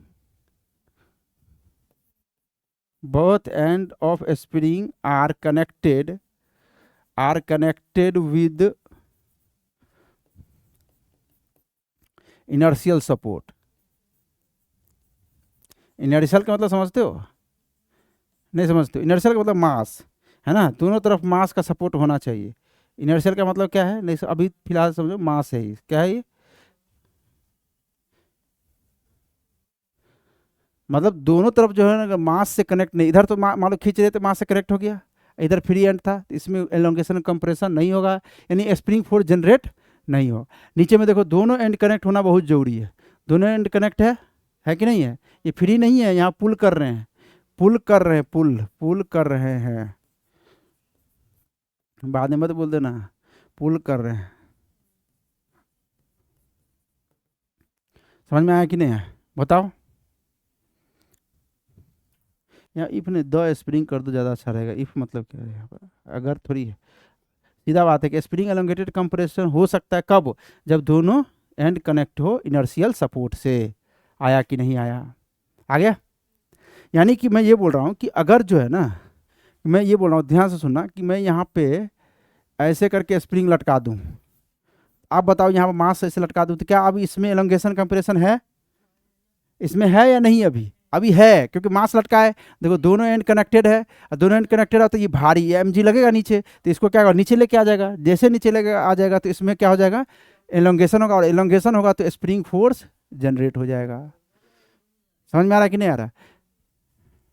आप समझना, मैं ये इसी स्प्रिंग को ले रहा हूँ। जैसे अब मैं बोल दूँ कि भाई साहब एक बात बताओ, ऐसे करके ले लिया, ठीक है, और यहाँ से ना कैंची से इसको कट कर दिया। क्या किया? कैंची भिड़ाया, कट कर दिया इसको। जैसे ही कैंची से कट किया तो ये अब स्प्रिंग कैसे होगा? ऐसे करके झूल जाएगा यार, ऐसे। सुनो, ध्यान दो, यानी कि जैसे ही कट करेंगे तो ऐसे स्प्रिंग फोर्स क्या हो जाएगा? जीरो हो जाएगा। क्यों? क्योंकि एंड फ्री हो गया ना। हुआ कि नहीं हुआ? जैसे स्प्रिंग है ना, एंड फ्री हुआ, spring force zero, immediately zero हो गया। If spring is cut then spring force immediately becomes zero. ये भी लिखना है तो लिख लो। लिखा दूं क्या? क्या लिखना है? इफ स्प्रिंग इज कट, ये सब बात याद रहना चाहिए। Cut spring force immediately becomes zero. समझ में आया कि नहीं आया? तुरंत जीरो होगा, तुरंत जीरो होगा।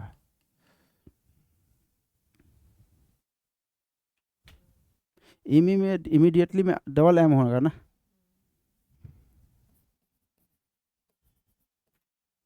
देख लेना भाई स्पेलिंग यार, ठीक है। समझ में आया कि नहीं आया बताओ। अच्छा 1 मिनट ले लो ले लो ले लो, 1 मिनट ले लो, कोई दिक्कत नहीं है, नोट भी करते चलेंगे।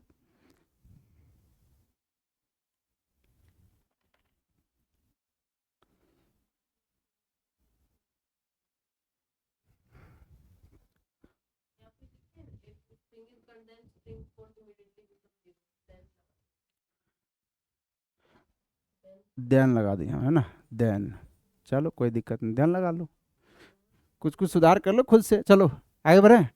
एक बात और देख लेना ना, जैसे मान लो स्प्रिंग ही तो नहीं, अगर मान लो स्प्रिंग के बदले यहाँ पे स्ट्रिंग भी रहता है ऐसे करके, तो इसमें तो टेंशन डेवलप होता है ना, इसमें टेंशन डेवलप होता है कि नहीं होता है। लेकिन जैसे ही इसको कट करेंगे, जैसे इसको क्या करेंगे, कट करेंगे, कट मारेंगे ऐसे करके, वैसे ये भी ऐसे करके झूल जाएगा ना भाई, ऐसे करके झूल जाएगा, यहाँ इसमें भी टेंशन क्या हो जाएगा, जीरो हो जाएगा।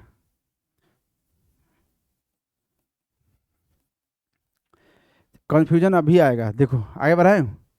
अब ध्यान देना कि मैं क्या बोल रहा था, कि यहाँ पर ध्यान देना इसको, कि ऐसे करके मान लो स्ट्रिंग से जोड़ दिया, ठीक है, इसका मास m है, तो इसमें जो टेंशन आएगा वो आ जाएगा mg, कितना आ जाएगा mg, वो आगे हम देखेंगे, यहाँ पर टेंशन क्या आ जाएगा mg आ जाएगा। और मासलेस है तो हर एक पॉइंट पे, स्ट्रिंग के हर एक पॉइंट्स पे जो टेंशन होगा वो कितना हो जाएगा mg हो जाएगा, कोई दिक्कत नहीं है, ठीक है। समझना, अगर यही स्प्रिंग हो, क्या हो, स्प्रिंग हो और यहाँ m मास ही लटकाया है, तो स्प्रिंग फोर्स भी जनरेट हो जाएगा, और स्प्रिंग फोर्स कितना जनरेट हो जाएगा, ये भी mg, कितना हो जाएगा mg। समझना, ध्यान देना। अब जो क्वेश्चन है कि जस्ट आफ्टर, सुना, जस्ट आफ्टर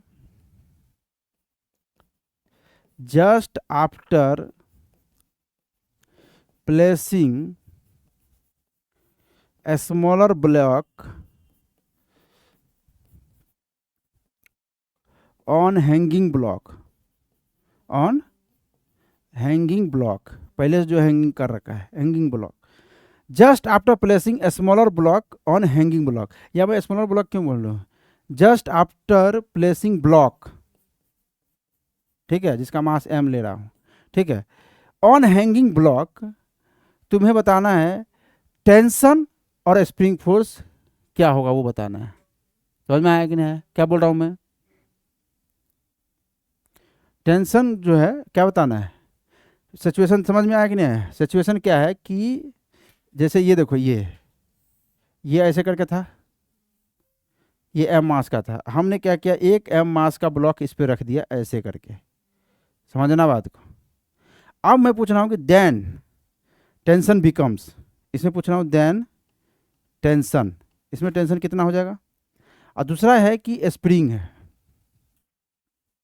ठीक है, और यहाँ पर भी रख दिया मास ऐसे करके, तो स्प्रिंग फोर्स बताओ कितना होगा। ये जस्ट आफ्टर है, क्या है यह, जस्ट आफ्टर रखने के बाद मैं पूछ रहा हूँ, जस्ट आप रखने के बाद पूछ रहा हूँ मैं, है ना, बहुत देर के बाद नहीं, जस्ट आफ्टर, जैसे रखे टेंशन बताओ, जैसे रखे स्प्रिंग फोर्स बताओ, टेंशन कितना हो जाएगा 2mg हो जाएगा, चलो ये बात तो सही है। जैसे ही यहाँ रखे तो स्प्रिंग फोर्स मैं बता रहा हूँ तुम्हें नहीं पता होगा mg रहेगा, कितना रहेगा mg, और यहीं पर जो है ना कन्फ्यूजन क्रिएट होता है, और सवाल आता है क्यों, सवाल क्या आता है, ऐसा क्यों भाई साहब, mg क्यों, यहाँ 2mg हो गया, यहाँ पे mg क्यों। तो सवाल का जवाब यह है, ध्यान सुनना, स्प्रिंग फोर्स पहले कितना था mg था, ध्यान देना, यहाँ से यहाँ लाया हूँ इसको, mg था just after placing a smaller block on hanging block, ठीक है, और स्प्रिंग फोर्स बिकम्स, तो spring force becomes mg, just after mg ही रहेगा, क्यों, क्योंकि भैया स्प्रिंग फोर्स बदलने के लिए, है ना, स्प्रिंग फोर्स के लिए स्प्रिंग के लेंथ में बदलाव जरूरी है। यहाँ पे जो स्प्रिंग में बदलाव था ना, जितना बदलाव था, अगर यहाँ पे स्प्रिंग में बदलाव अभी x है तो जस्ट आफ्टर बदलाव भी x ही है। समझ में आ रहा है कि नहीं? चेंज जो है स्प्रिंग में लेंथ x ही रहा। क्यों? क्योंकि मैं जस्ट आफ्टर पूछा ना, क्योंकि स्प्रिंग के लेंथ में बदलाव होना चाहिए, और बदलने के लिए ब्लॉक को नीचे जाना होगा, और ब्लॉक को नीचे जाने के लिए समय चाहिए, और समय हम दिए नहीं, जस्ट आफ्टर पूछे हैं। अरे भैया ब्लॉक को नीचे जाना होगा, क्यों? क्योंकि हमें स्प्रिंग फोर्स में बदलाव लाना है। समझ में आ रहा है कि नहीं? तो ब्लॉक नीचे गया नहीं, क्योंकि ब्लॉक को जाने के लिए चाहिए समय, और समय हम दिए नहीं। तो जस्ट आफ्टर जब भी पूछे तो क्या होगा? स्प्रिंग फोर्स में कोई बदलाव नहीं होगा। जस्ट आफ्टर में क्या होगा? स्प्रिंग फोर्स में कोई इमीडिएटली बदलाव नहीं होगा। लेकिन जब स्प्रिंग को कट कर दिए थे तो इमीडिएटली स्प्रिंग फोर्स जीरो हो गया था। क्यों? क्योंकि वहां पर फ्री एंड हो गया था ना, तुरंत फ्री एंड हो गया। और फ्री एंड में जानते कि एक एंड अगर स्प्रिंग का फ्री है तो स्प्रिंग फोर्स डेवलप होगा ही नहीं। तो फ्री जैसे किए स्प्रिंग फोर्स जीरो। लेकिन यहां पर तो दोनों कनेक्टेड है ना, अभी तो दोनों एंड जो है स्प्रिंग का, दोनों एंड मास से कनेक्टेड है। देखो ये एंड भी मास से कनेक्टेड है, समझ रहे हो? ये एंड भी मास से कनेक्टेड है। तब हम कहेंगे कि जस्ट आफ्टर इस पर कोई मास रखें, है ना, तब स्प्रिंग फोर्स में बदलाव इमीडिएटली नहीं होगा। क्योंकि स्प्रिंग फोर्स में बदलाव तभी होगा जब ब्लॉक नीचे जाएगा। ब्लॉक नीचे जाने के लिए समय चाहिए, समय दिए नहीं। समझ में आया कि नहीं? इसको नोट करो। कारण जो है अपना खुद लिख लो, है ना? रीजन लिखा दे क्या? लिखो स्प्रिंग को फोर्स बदलने के लिए, हाँ, स्प्रिंग फोर्स बदलने के लिए स्प्रिंग की लेंथ बदलनी पड़ेगी। स्प्रिंग फोर्स बदलने के लिए स्प्रिंग की लेंथ बदलनी पड़ेगी, ताकि तुम्हें याद रहेगा। स्प्रिंग की लेंथ बदलनी पड़ेगी, लेंथ बदलनी पड़ेगी। और ऐसे करके लिखते जाना, स्प्रिंग की लेंथ बदलनी पड़ेगी। थोड़ा एरो डालो, ब्लॉक को नीचे जाना पड़ेगा, एरो डाल के, ताकि तुम्हें समझ में आए ना। शॉर्ट में लिखना होगा ना, ब्लॉक को नीचे जाना होगा, ब्लॉक को नीचे चलना पड़ेगा। फिर एरो डालो, चलने में समय लगेगा, चलने में समय लगेगा। फिर एरो डालो, थोड़े समय बाद एफएसपी बदलेगा, एफएसपी बदलेगा, लगेगा। और समय है हम दिए नहीं, जस्ट आफ्टर पूछे हैं, समय लगेगा। और समय हम दिए नहीं, इमीडिएटली पूछ रहे हैं, तो इमीडिएटली स्प्रिंग फोर्स में कोई बदलाव नहीं होगा। स्प्रिंग फोर्स में कोई बदलाव नहीं होगा। ये तो चलो अपनी भाषा में लिख लिए, ताकि हमें मतलब कोई एक्सप्लेनेशन पूछे तो हम बता देंगे, ठीक है? लेकिन एक स्टेटमेंट लिख लो जो तुम्हें याद रखना है। लिखो, if spring is connected, if spring is connected, बदल देना पानी का। If spring is connected between two inertial support, if a spring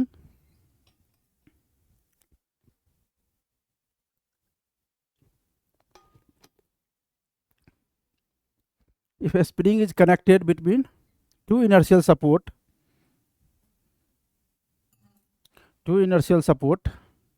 then a spring force cannot change immediately, then a spring force cannot change immediately। आया समझ में? आया कि नहीं आया समझ में?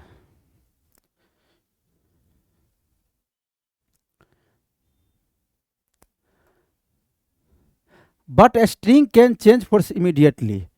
एक लाइन और नीचे लिख लेना, बट स्ट्रिंग बोल रहा हूं, बट स्ट्रिंग मतलब टेंशन, बट स्ट्रिंग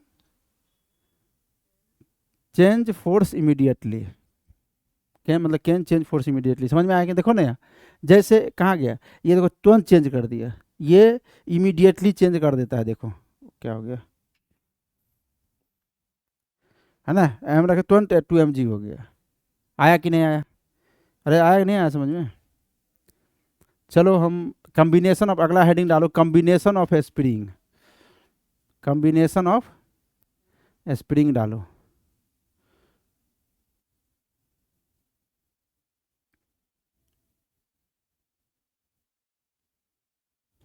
ठीक है, बोलो अगला हेडिंग क्या है? Combination of spring. चलो भैया अगला heading combination of spring.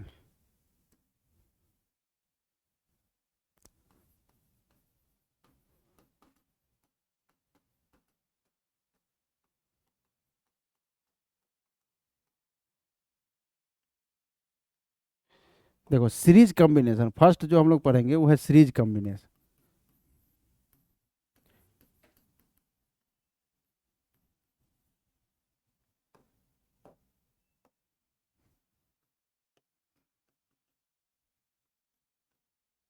Series combination का मतलब समझते हो, एक के बाद एक स्प्रिंग लगा हुआ हो, एक के बाद एक स्प्रिंग अगर लगा हुआ हो तो उसी को सीरीज कॉम्बिनेशन बोलते हैं। देखा ना, जैसा ऐसे है, ये स्प्रिंग लगा हुआ है, ठीक है, दूसरा स्प्रिंग,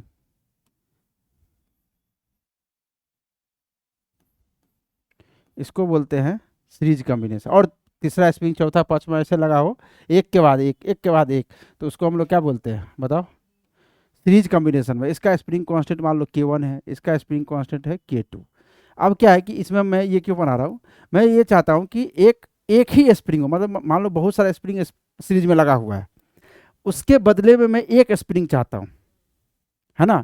तो मैं चाहता हूँ कि यार इतना स्प्रिंग नहीं हो, एक ही स्प्रिंग हो जिससे काम हो जाए, मतलब ये दोनों के बराबर का काम वो करे, उसको बोलते इक्विवेलेंट स्प्रिंग, है ना। अब सुनो मैं क्या बोलना चाह रहा हूँ, मैं कहना चाह रहा हूँ कि एक स्प्रिंग लगाओ, एक ही स्प्रिंग, इतना स्प्रिंग नहीं, एक स्प्रिंग, ठीक है, मास यही रहेगा अपना, है ना। अब पैरामीटर क्या रहेगा, पैरामीटर देखो सुनना ध्यान से कि एक ही एक स्प्रिंग, मतलब इस दोनों स्प्रिंग के बदले में एक स्प्रिंग है। पैरामीटर ये है कि अगर मैं इसको x खिसकाऊं, इसको भी x खिसकाऊं, तो जो फोर्स ये मास फील करे ना, वही फोर्स ये भी मास फील करे, तब इसको कोई फर्क नहीं पड़ता है कि कौन सा स्प्रिंग लगा हुआ है। समझ में आ रहा है कि नहीं आ रहा है, कि ये वाला लगा है कि ये वाला लगा हुआ है। तब इस केस में हम ये बोल सकते हैं कि भैया ये जो दोनों स्प्रिंग है उसके बदले में एक स्प्रिंग है, और उसका spring constant equivalent spring constant कहलाएगा, वो के इक्विवेलेंट। समझ में आया कि नहीं। यानी कि अब मुझे क्या है कि के इक्विवेलेंट K1 K2 में रिलेशन लाना होगा, क्योंकि मैं चाहूंगा ना कि मैंने चार को स्प्रिंग दे दिया, उस चारों स्प्रिंग को हटाऊं और एक स्प्रिंग में ले आऊं, तो उसका स्प्रिंग इक्विवेलेंट स्प्रिंग कांस्टेंट बदल जाएगा, है ना। वो एक नंबर आएगा, एक हाइपोथेटिकल नंबर आएगा जो ये दोनों के बदले वो रिप्रेजेंट करेगा, मतलब वो इक्विवेलेंट रहेगा उसका। समझ में आ रहा है कि नहीं आ रहा, आया कि नहीं। कंडीशन क्या है कि इसको अगर x खिसकाऊं और इसको भी x खिसकाऊं, एलोंगेट करूं या कंप्रेस करूं, तो सेम फोर्स फील करे, दोनों सेम फोर्स फील करे, तो इसको कोई फर्क नहीं पड़ता, मास को कोई फर्क नहीं पड़ता कि कौन सा स्प्रिंग लगा हुआ है। समझ में आ रहा है कि नहीं। तो इसको बोलते हैं स्प्रिंग इक्विवेलेंट स्प्रिंग कांस्टेंट। समझ में आया। तो करना क्या है, एक बात बताओ, जब मैं एक जो कंडीशन बताया वही करते हैं। अब बताओ कि यहां अगर मान लो, ध्यान से देखना, इसको अगर मैं x खिसकाऊं, तो बताओ कि इस पे फोर्स कौन स्प्रिंग लगा रहा है, हाँ m पे। क्या ये K1 K2 दोनों लगा रहा है, या केवल ये K2 वाला स्प्रिंग लगा रहा है। K2 वाला स्प्रिंग लगाएगा केवल, क्योंकि यही तो कांटेक्ट में है। अब बताओ कि इसमें एलोंगेशन जितना होगा, है ना, उसके आधार से इसका अमाउंट चेंज होगा, अमाउंट आएगा, है ना। वो अमाउंट यदि इसको एलोंगेट कर रहे हैं तो ये इसको पुल करेगा। एलोंगेशन में क्या होता था, पुलिंग, याद करो, अब सब काम आएगा। पुलिंग करेगा मतलब इसको पुल करके इधर लगाएगा फोर्स।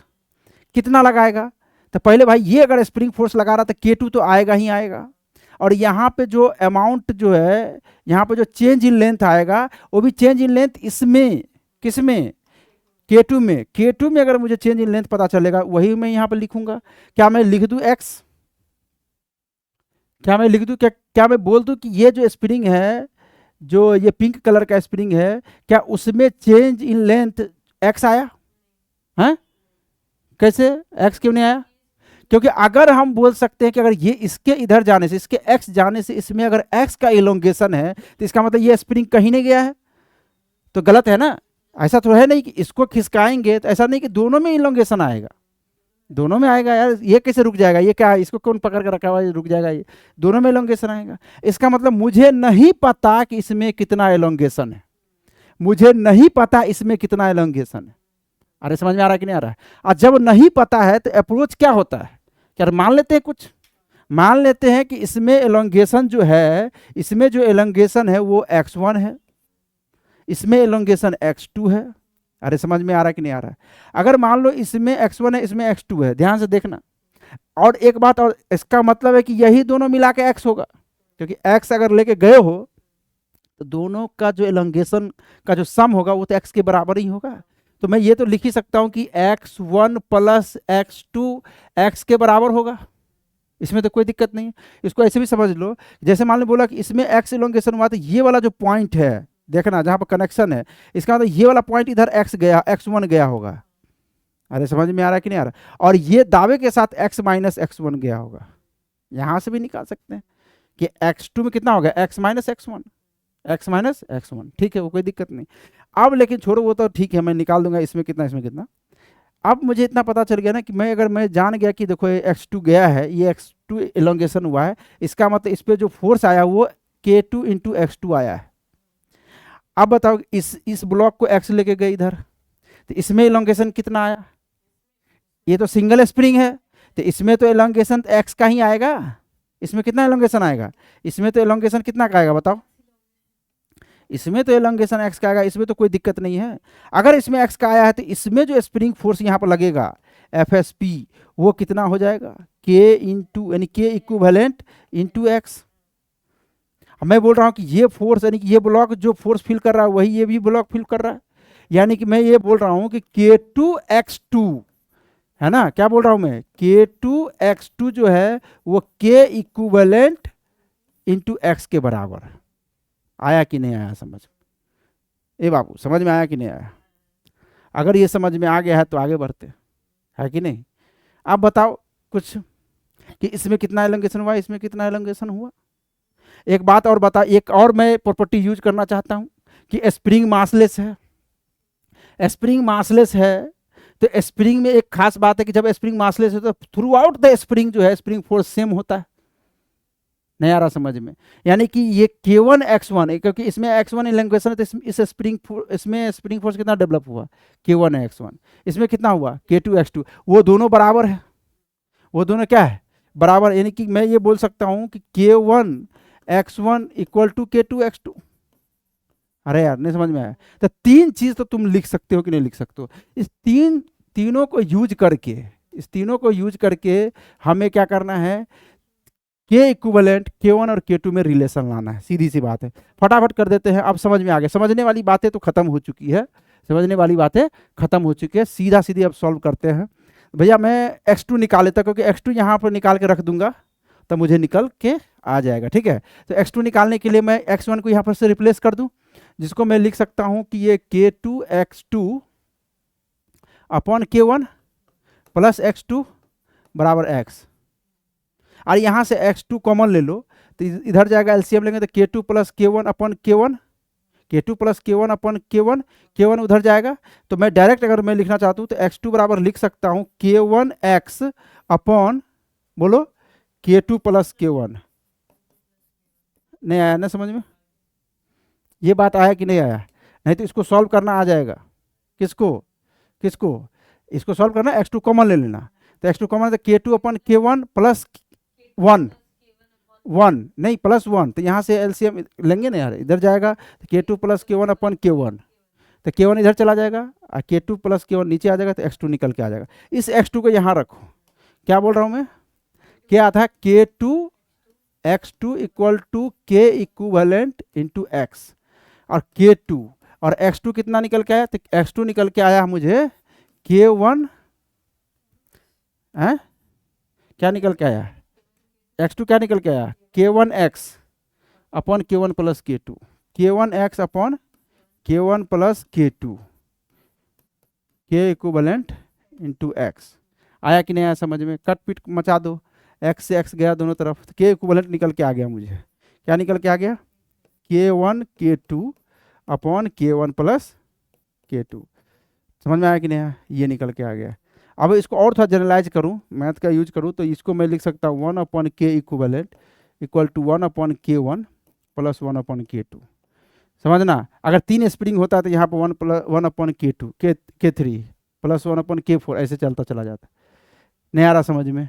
इसका मतलब क्या हुआ, आया कि नहीं है, रिलेशन निकल के आ गया। इसको नोट कर लो, फटाफट करो जल्दी note. When two springs are connected with series, अच्छा लिखना है, लिखोगे क्या?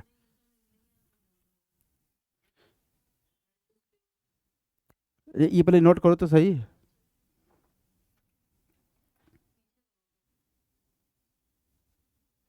चलो लिख लो, नहीं लिखो, हो गया, चलो लिखो। व्हेन टू स्प्रिंग, लिख लो इसको, लिखना है तो। वैसे तो मैं बोल ही दिया हूँ, लेकिन फिर भी लिख लो।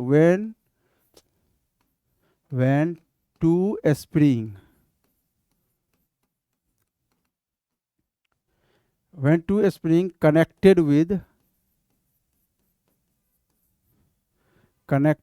सीरीज,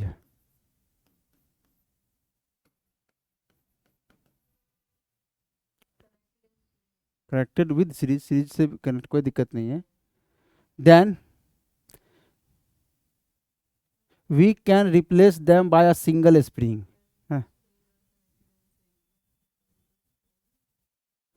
देन देखो, व्हेन टू स्प्रिंग्स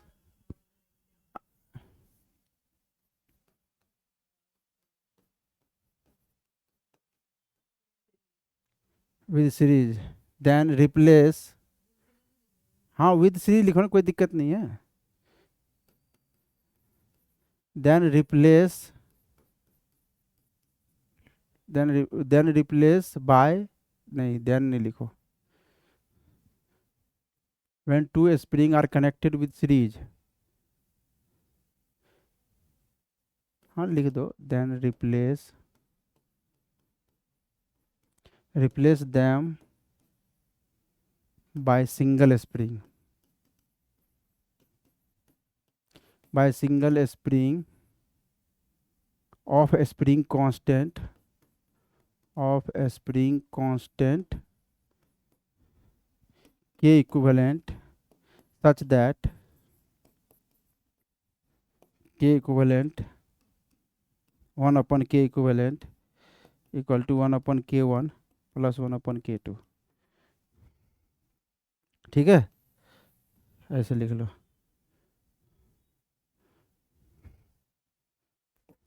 चलो अगला लिखो, पैरेलल।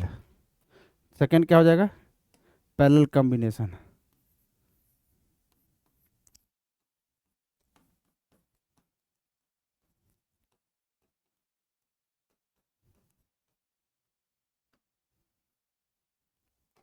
पैरेलल कॉम्बिनेशन में क्या होगा?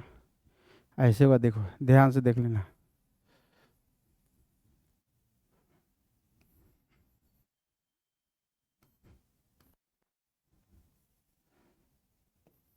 ठीक है,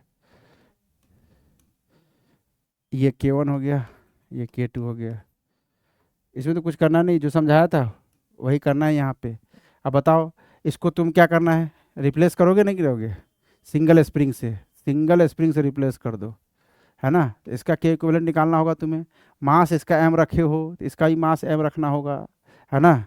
इसमें एक्स का इलोंगेशन किए हो, इसमें किसमें, इसमें एक्स का इलोंगेशन किए तो इसमें भी करो एक्स का इलोंगेशन। जो फोर्स ये फील करे, ये कितना फोर्स फील करेगा बताओ। अब इसको एक्स इधर ले जाओगे तो इसमें इलोंगेशन कितना का आएगा? हाँ, इसमें भी इलोंगेशन एक्स का आएगा, इसमें भी एक्स का आएगा, क्योंकि यार सीधा सी बात है, इसको लेके जा रहे हैं तो इसमें भी एक्स का आएगा, इसमें भी एक्स का आएगा। तो यानी कि इसमें स्प्रिंग फोर्स कितना लग जाएगा? इधर k1x, इधर कितना लग जाएगा? k2x। यानी कि टोटल इस पे फोर्स कितना जनरेट हुआ है?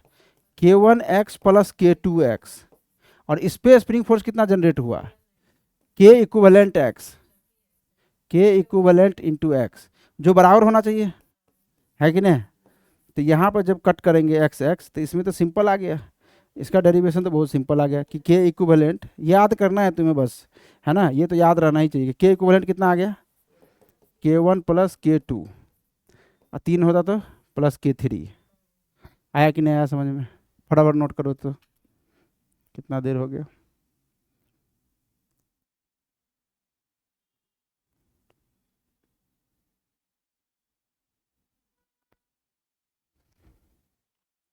हो गया कि नहीं, समझ में आया कि नहीं आया?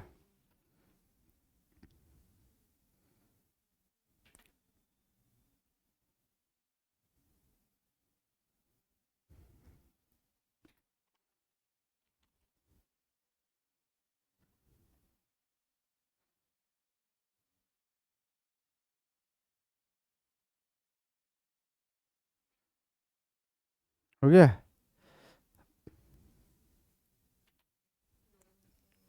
ये दीवाल है भैया, दीवाल।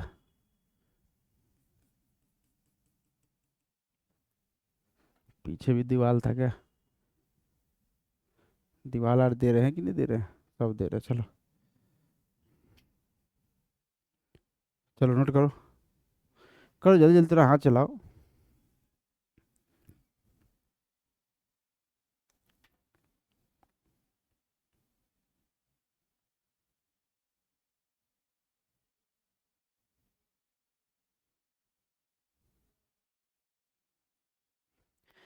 एक जे एडवांस का सवाल पूछूं?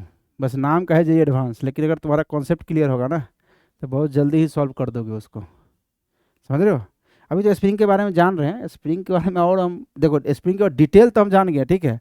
अब इसका यूज़ तो हम करेंगे ही, है ना।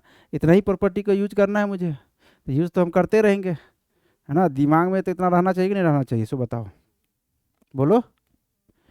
तो फिलहाल तो इस पे ऐसे क्वेश्चन दे देगा कि भैया बता दो कि क्या बताओगे ऐसे, मतलब वो बच्चा वाला क्वेश्चन दे देगा इस तरह के, भैया 3 स्प्रिंग है, ऐसे करके चेंज कर देता ना, कलर ठीक रहता है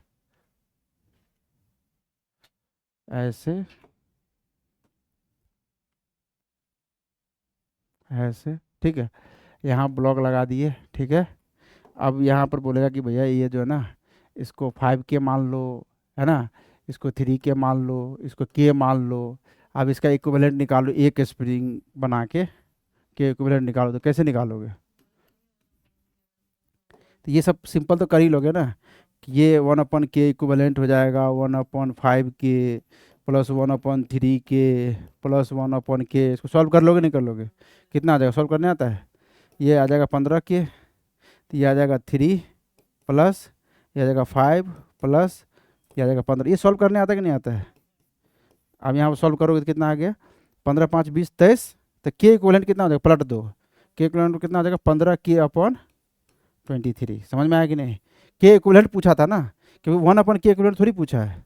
फिर लास्ट में पलटना भूल मत जाना, कि मतलब पलटना ही भूल गए। कितना आ गया ये, हैं? अरे समझ में आया कि नहीं? इतना आ गया कि नहीं आ गया? कर लोगे नहीं कर लोगे? पैरेलल में दे देगा ऐसे करके, पैरेलल तो और आसान है।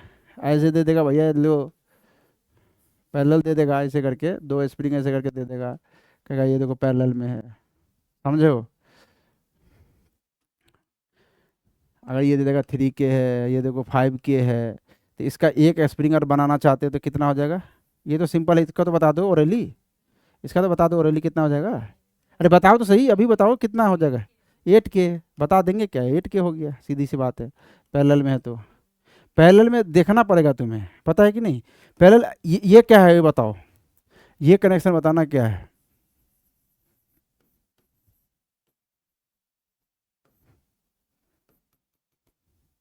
ये बताओ कैसा कनेक्शन है। ये K1 है, ठीक है। ये मान लो 4K है, तो अगर मान लो कि इसको एक स्प्रिंग में बदलना है तो क्या होगा?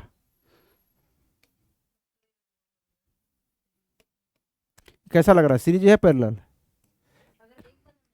नहीं नहीं, ये अबे एक बनाना तो कहीं पहले कनेक्शन देखोगी तब ना, कनेक्शन पता तो होना चाहिए कि सीरीज है पैरेलल। एक बताना बना, एक तो बनाना ही होता है स्प्रिंग को। नहीं आ रहा समझ में, इसको अभी तक समझ में ही नहीं आया है। क्या है ये पैरेलल कैसे?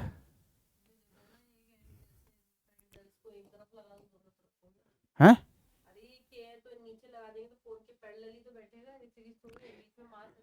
बीच में मास है, हाँ। सीरीज में क्या था, सीरीज में था कि एक से एक, एक के बाद एक होना चाहिए, है ना। अब पैरेलल में क्या था, जो कनेक्शन है ना, पैरेलल में देखो कनेक्शन, एक मास है, इसका दोनों अलग अलग स्प्रिंग से कनेक्शन है। समझ मेरे बात को? सीरीज में क्या था कि एक स्प्रिंग से कनेक्शन था, देखो एक। यहाँ पे देखो दोनों स्प्रिंग से कनेक्शन है, यानी कि ये पैरेलल में है। कैसा है ये? पैरेलल है। ये समझ में आया कि नहीं आया? हाँ, तो इसका मतलब तुम ध्यान से पढ़ाई कर रहे हो। तो अब ये पैरेलल है तो इसको कितना हो जाएगा, 5K हो जाएगा। समझ में आ रहा है कि नहीं आ रहा है? ये सीरीज है ना, क्योंकि तुम देखो ना कि ब्लॉक का एक स्प्रिंग से कनेक्शन होता है सीरीज में, तो एक के बाद एक होता है। अब पैरेलल में जो है, जितने स्प्रिंग पैरेलल में है वो सबका कनेक्शन ब्लॉक से है, तब ना पैरेलल में बोल रहे हैं। यहाँ पर देखो 2 स्प्रिंग है, दोनों का कनेक्शन ब्लॉक से है, तो इसका मतलब ये दोनों क्या है, पैरेलल में है, आया कि नहीं। और भी तरीका है, ऐसे कि मान लो कि इसको अगर एक्स डिस्प्लेस करोगे, है ना, तो इसमें स्प्रिंग फोर्स कितना जनरेट होगा, ये दबाएगा इधर, तो ये पुल करेगा, ये पुश करेगा, तो दोनों जुड़ेगा, है ना। ये k into x plus 4k into x, आया कि नहीं आया। अब इसको तुम एक्स डिस्प्लेस करो, है ना, तो ये इस पे भी फोर्स कितना आ जाएगा, 5kx, 5k मतलब k इक्विवेलेंट मान लो, इसको k इक्विवेलेंट मुझे नहीं पता ना, तो k इक्विवेलेंट इंटू एक्स, ये दोनों फोर्स बराबर होना चाहिए, तो हो गया 5kx equal to k equivalent x, इसलिए डेरिवेशन बताते हैं, ठीक है। ये एक्स एक्स गया, देखो k इक्विवेलेंट बराबर क्या आ जाएगा, 5k, ऐसे ही बना सकते हो। और डेरिवेशन है तो बल्ले बल्ले, डेरिवेशन जिसको सीख गया वो तो बल्ले बल्ले, जो नहीं सीखा उसका भी बल्ले बल्ले, ठीक है। अब जेई एडवांस का सवाल दें, है क्षमता बनाने का, बोलो। जेई एडवांस है बाबू, बाद में मत बोलना, डरा रहा हूँ मैं तुम्हें, क्या कर रहा हूँ मैं, जेई एडवांस लिख भी देता हूँ क्योंकि है जेई एडवांस का, तो जो है सो है, क्योंकि जेई एडवांस तो भाई कॉन्सेप्चुअल पूछता है, जिसका कॉन्सेप्चुअली क्लियर है, कॉन्सेप्चुअल क्लियर है, तो वो तो सवाल को जेई एडवांस नहीं देख के बनाएगा, वो तो सवाल देखेगा और टूट पड़ेगा, तो तुम्हें भी टूटना है भाई साहब। सवाल रही ये सवाल है भैया,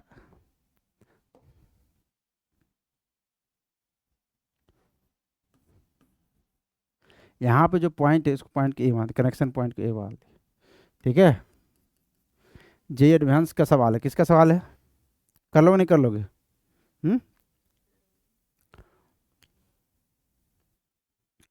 ठीक है। इसको एम मास दे देते हैं, इसका स्प्रिंग कांस्टेंट के है, इसका स्प्रिंग कांस्टेंट 3k है, उल्टा कलर यूज कर दिया।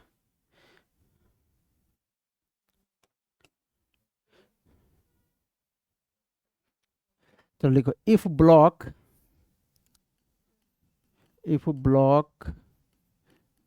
is pulled by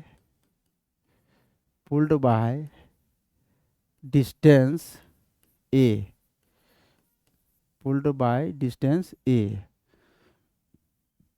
ठीक है। फाइंड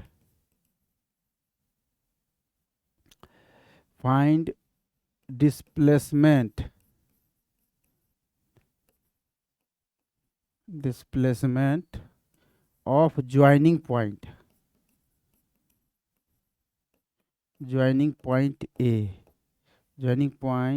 ए विल बी,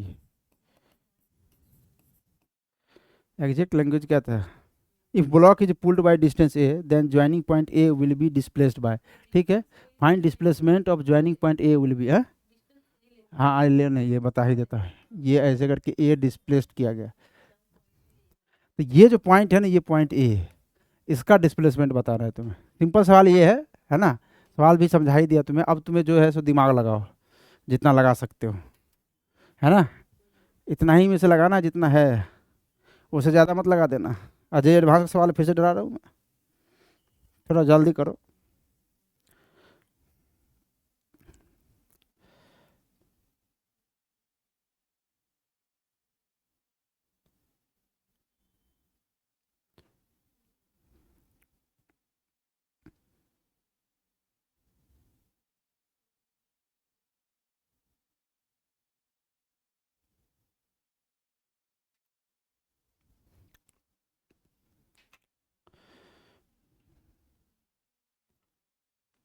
देखो जब भी सवाल पढ़ो ना, तो सवाल के बाद जो चीज़ तुम्हें नहीं पता है ना, ये भी पता होना चाहिए कि हमें क्या नहीं पता है इसमें, क्या निकालना है मुझे, क्या मेरे पास कॉन्सेप्ट है, इस सब के बारे में सोचना स्टार्ट करो।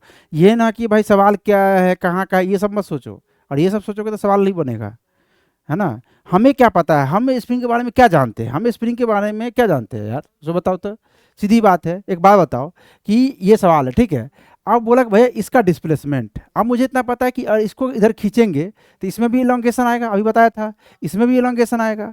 अब मुझे तो नहीं पता ना इलोंगेशन कितना है, बहुत इजी कर दिया भाई। तो मैं अगर मान लूँ कि ये वाला पॉइंट, अगर मान लूँ कि एक्स इधर गया, डायरेक्ट मैं बोल रहा हूँ, अगर ये एक्स गया तो ये पक्का ए माइनस एक्स गया होगा, और ये एक्स, बोलो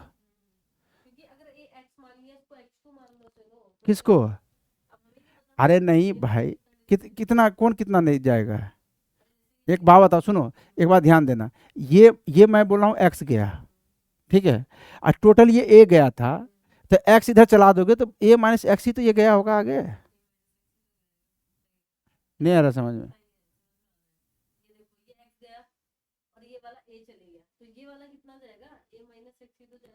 ठीक है, यानी कि मुझे इसमें इसमें एलोंगेशन, हाँ ठीक है, मैं इसको बोल दिया एक्स है, तो इसमें एलोंगेशन कितना आया?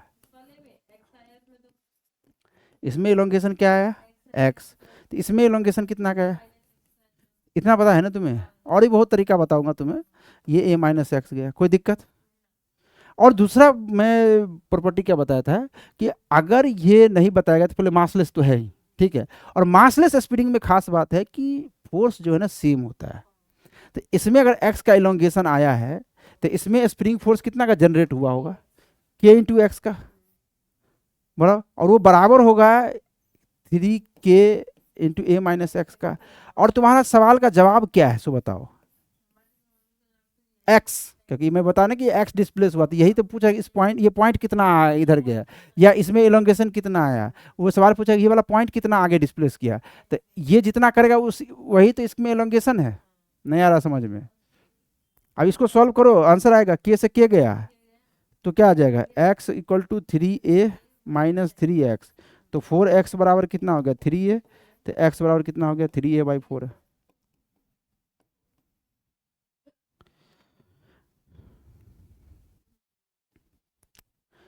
बोलो, और भी तरीका है, अगर तुम कहो तो मैं बता दूं। सीधी सी पहले बात, एक बात याद करो ना, मैं बोला था ना कि के इन, सुनो या ध्यान दो, एक बात है, जो ये जो है ना एलोंगेशन जो है इसमें, मतलब ए इधर किसका है, तो इसमें कुछ एलोंगेशन आएगा, इसमें आएगा, दोनों का सम इसके बराबर आया होगा, है ना?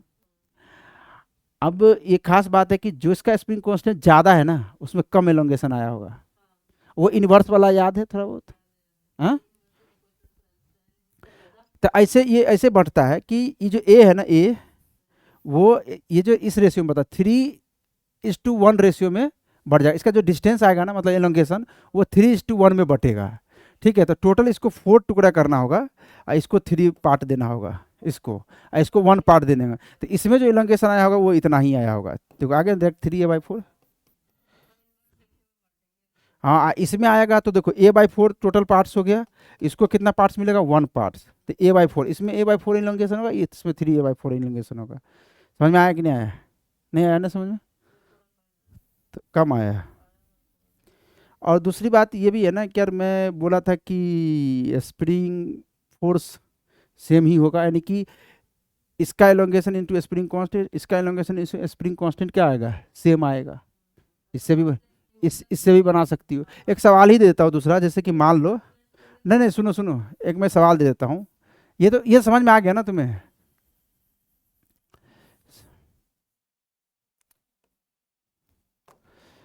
एक दूसरा सवाल ले लो, ऐसे करके ले, 3 ले लो। जे एडवांस तो उतना ही पूछा था, मैं एक और बढ़ा देता हूँ ऐसे करके, ऐसे ले लो, ठीक है? ओ भाई क्या हो रहा है, ठीक है, देखना, ध्यान देना। इसका मैं मान लूँ, कितना मान लूँ, तुम जो बोलोगे उतना दे दूंगा, बताओ कितना दूँ? 4k, इसका कितना दे दूँ? 2k, इसका कितना दे दूँ? हैं? 6k, जो कहोगे वह दे देंगे। इसको मान लो ए ले गए, अब मैं तुमसे पूछ रहा हूँ सब में इलोंगेशन बता दो, या मैं बोल दूंगा कि ये जो पॉइंट है ना, ये वाला पॉइंट को देखो यहाँ पे, कौन सा पॉइंट? ओ भाई ये जो पॉइंट है ना, ये पॉइंट मान लो ए है, तो इसका डिस्प्लेसमेंट बताओ कितना होगा? एक्स बताओ।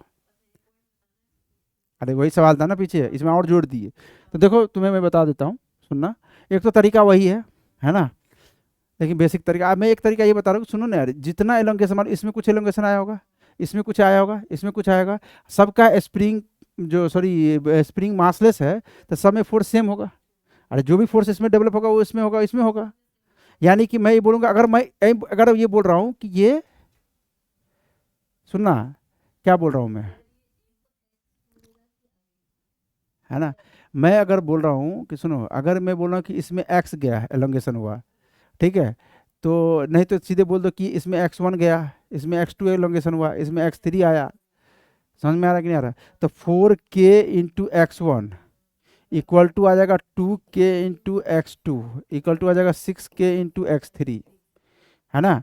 और ये हो जाएगा कि भाई x1 plus x2 plus x3 क्या हो जाएगा, वो a के बराबर हो जाएगा। होगा कि नहीं होगा? तो इसको यूज करेंगे हम, इसको यूज करेंगे। तो कैसे यूज करेंगे बताओ? क्या इन्वर्स रेशियो वाला करके दिखाओ कि ये बटेगा कैसे। पहले तो देखो इसके कितने टुकड़े होंगे, ये ए है ना, ए के टुकड़े हो जाएंगे 6 2 8 और 4 12, है ना। तो ए के 12 टुकड़े हो गए, ठीक है। आप बताओ कि ये बटेगा कैसे। तो ये 12 टुकड़े तो हो गए, ये बटेगा 1/4:2:1/2:1/6 के रेशियो में। इसको सिंपल रेशियो में बदलो। इसको तुम नहीं नहीं, इसका एलसीएम ले लो, इसका एलसीएम लो। इसका एलसीएम कितना आ जाएगा? 12 आ जाएगा। तो 12 से 100 में डिवाइड कर दो, तो ये 3 आ जाएगा, ये 6 आ जाएगा, ये 2 आ जाएगा, ठीक है। तो यानी कि अगर इसमें एलोंगेशन देखना है x1, तो x1 मैं डायरेक्ट लिख सकता हूँ a/12 × 3। x2 की बात अगर मैं करूँ तो a/12 × 6। अगर मैं x3 की बात करूँ तो a/12 × 2। अब सुनो, सबको जोड़ो तो a आ रहा है कि नहीं आ रहा है, देखो।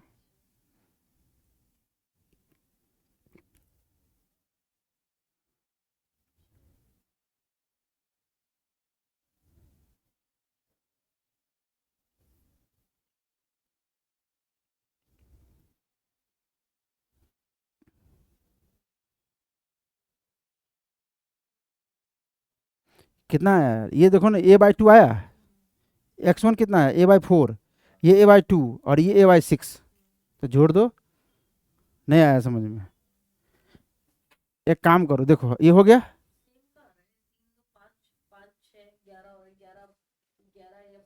अरे क्या आ रहा है, ये a/4 नहीं आया, वो पहला ये आया a+a/2, ये प्लस a/6। जोड़ के अगर a नहीं आ रहा तो गलत है, जोड़ो। अरे एलसीएम 12 आया, तो ये 3a आया, ये +6a आया, और +1a आया। तो कितना हो गया, 6 3 9 10, 10a/12। ओ गलत हो गया क्या है? अच्छा गलत हो गया। अच्छा ये सिंपल है, देखो इसको ऐसे कर लो, गलत हो गया तो और सिंपल कर लेते, कोई देखो देखो ध्यान दो, इसको हटा लो। मुझे इसका डिस्प्लेसमेंट पता करना है ना, तो तुम एक काम करो, इसका डिस्प्लेसमेंट मान लो x है ना। तो एस एक्स अगर इसमें डिस्प्लेसमेंट आया तो ये आ जाएगा 4k इंटू एक्स। इसका मतलब मुझे यही इसमें भी लाना है। तो 4k इंटू एक्स लाने के लिए इसमें क्या करना पड़ेगा, सो पहले बताओ, कितना एलोंगेशन करना पड़ेगा? 2x करना होगा, है ना। तो यानी कि इसमें एलोंगेशन 2x का आ जाएगा, तो 2k इंटू 2x, है ना। इसमें कितना करना होगा, ये 6k है, 6k है। अब मुझे क्या लाना है, 4k। तो मुझे क्या करना होगा बताओ, 2/3 क्या कर दूँ, 2/3 इंटू एक्स, है ना। तो 2/3 इंटू एक्स आ जाएगा, बस हो तो गया, आंसर ही निकल गया। इसमें आया एलोंगेशन x, इसमें एलोंगेशन कितना आया 2x, इसमें एलोंगेशन कितना आया 2/3x बराबर a। क्रॉस चेक करने के लिए मैं बोला तभी मैं पकड़ा है, नहीं तो पकड़ में भी नहीं आता। और बाकी तो इतना मेथड है कि क्या ही बताओ। चलो जो आ जाए क्लिक कर जा रहा है टाइम पे, तो इसको सॉल्व करो। तो इसमें सॉल्व करो, x आ जाएगा। अरे इसको कर लो 3x कर लो, तो 3 3 9। अरे यार ये 3x हो गया ना, तो 3 3 9 x +2x 9 2 11x। तो 11x/3 बराबर a। तो a बराबर कितना आ जाएगा, 3a/। हाँ कहाँ आ रहा था, जोड़ा कहा a, ये क्यों निकाल दिया मैं, x निकालना था ना। अरे x कितना आया, जोड़ने भी नहीं आता क्या। 3x हो गया, तो 3 3 9 x 11x/3/a आया ना। तो x निकाल रहा हूँ ना मैं, x आ गया 3a/11, x निकला ना ये। तो ये इसका जो डिस्प्लेसमेंट आ जाएगा कितना आ जाएगा, 3a/11 आ जाएगा। आया कि नहीं आया समझ में? नहीं आ रहा था, ये समझ में आया कि नहीं आया, सो बताओ। अब तुम करोगे तो कर लो, देखो इसका आया 3a/11, ठीक है, प्लस इसका क्या आ जाएगा, इसका दुगुना आ जाएगा, तो 6a/11 आ जाएगा। इसका x का वैल्यू रखो तो कितना आ जाएगा, हाँ 3 से 3 कट गया, तो x/11 मतलब a/11 आ जाएगा। तो जोड़ दो, जोड़ोगे तो कितना आ जाएगा ये 6 3 9, अरे क्या आ रहा है ये, अरे गलती क्यों कर रहे हो तुम बार बार। 3 दूना 6, 6 3 9 और 9 2 11 आना चाहिए ना यार, 2 कहाँ छूट गया तुम्हारा, ये 2 दुगुना 2 तो छूट ही गया, तो 11 a अपॉन 11 आया, तो कट गया तो a आ गया। आप सही है। तो आंसर क्या है, आंसर ये x पूछा था मैं, x पूछा था, तो x का वैल्यू कितना आया 3a/11। अरे अभी इसको करके ना तुम्हें भारी आ गया क्या, मतलब एक और ले लो, फटाक से कर दो। भारी नहीं आना चाहिए कि मतलब कि अरे जेई एडवांस हो गया ये, ऐसा नहीं। चलो मैं फटाफट एक ही कलर में दे देता हूँ, समझना बात को। कलर चेंज करूँ क्या, अरे यार कलर चेंज करूँ क्या बताओ, क्योंकि फिर पता ही नहीं चलेगा तुम्हारा कौन कलर का है।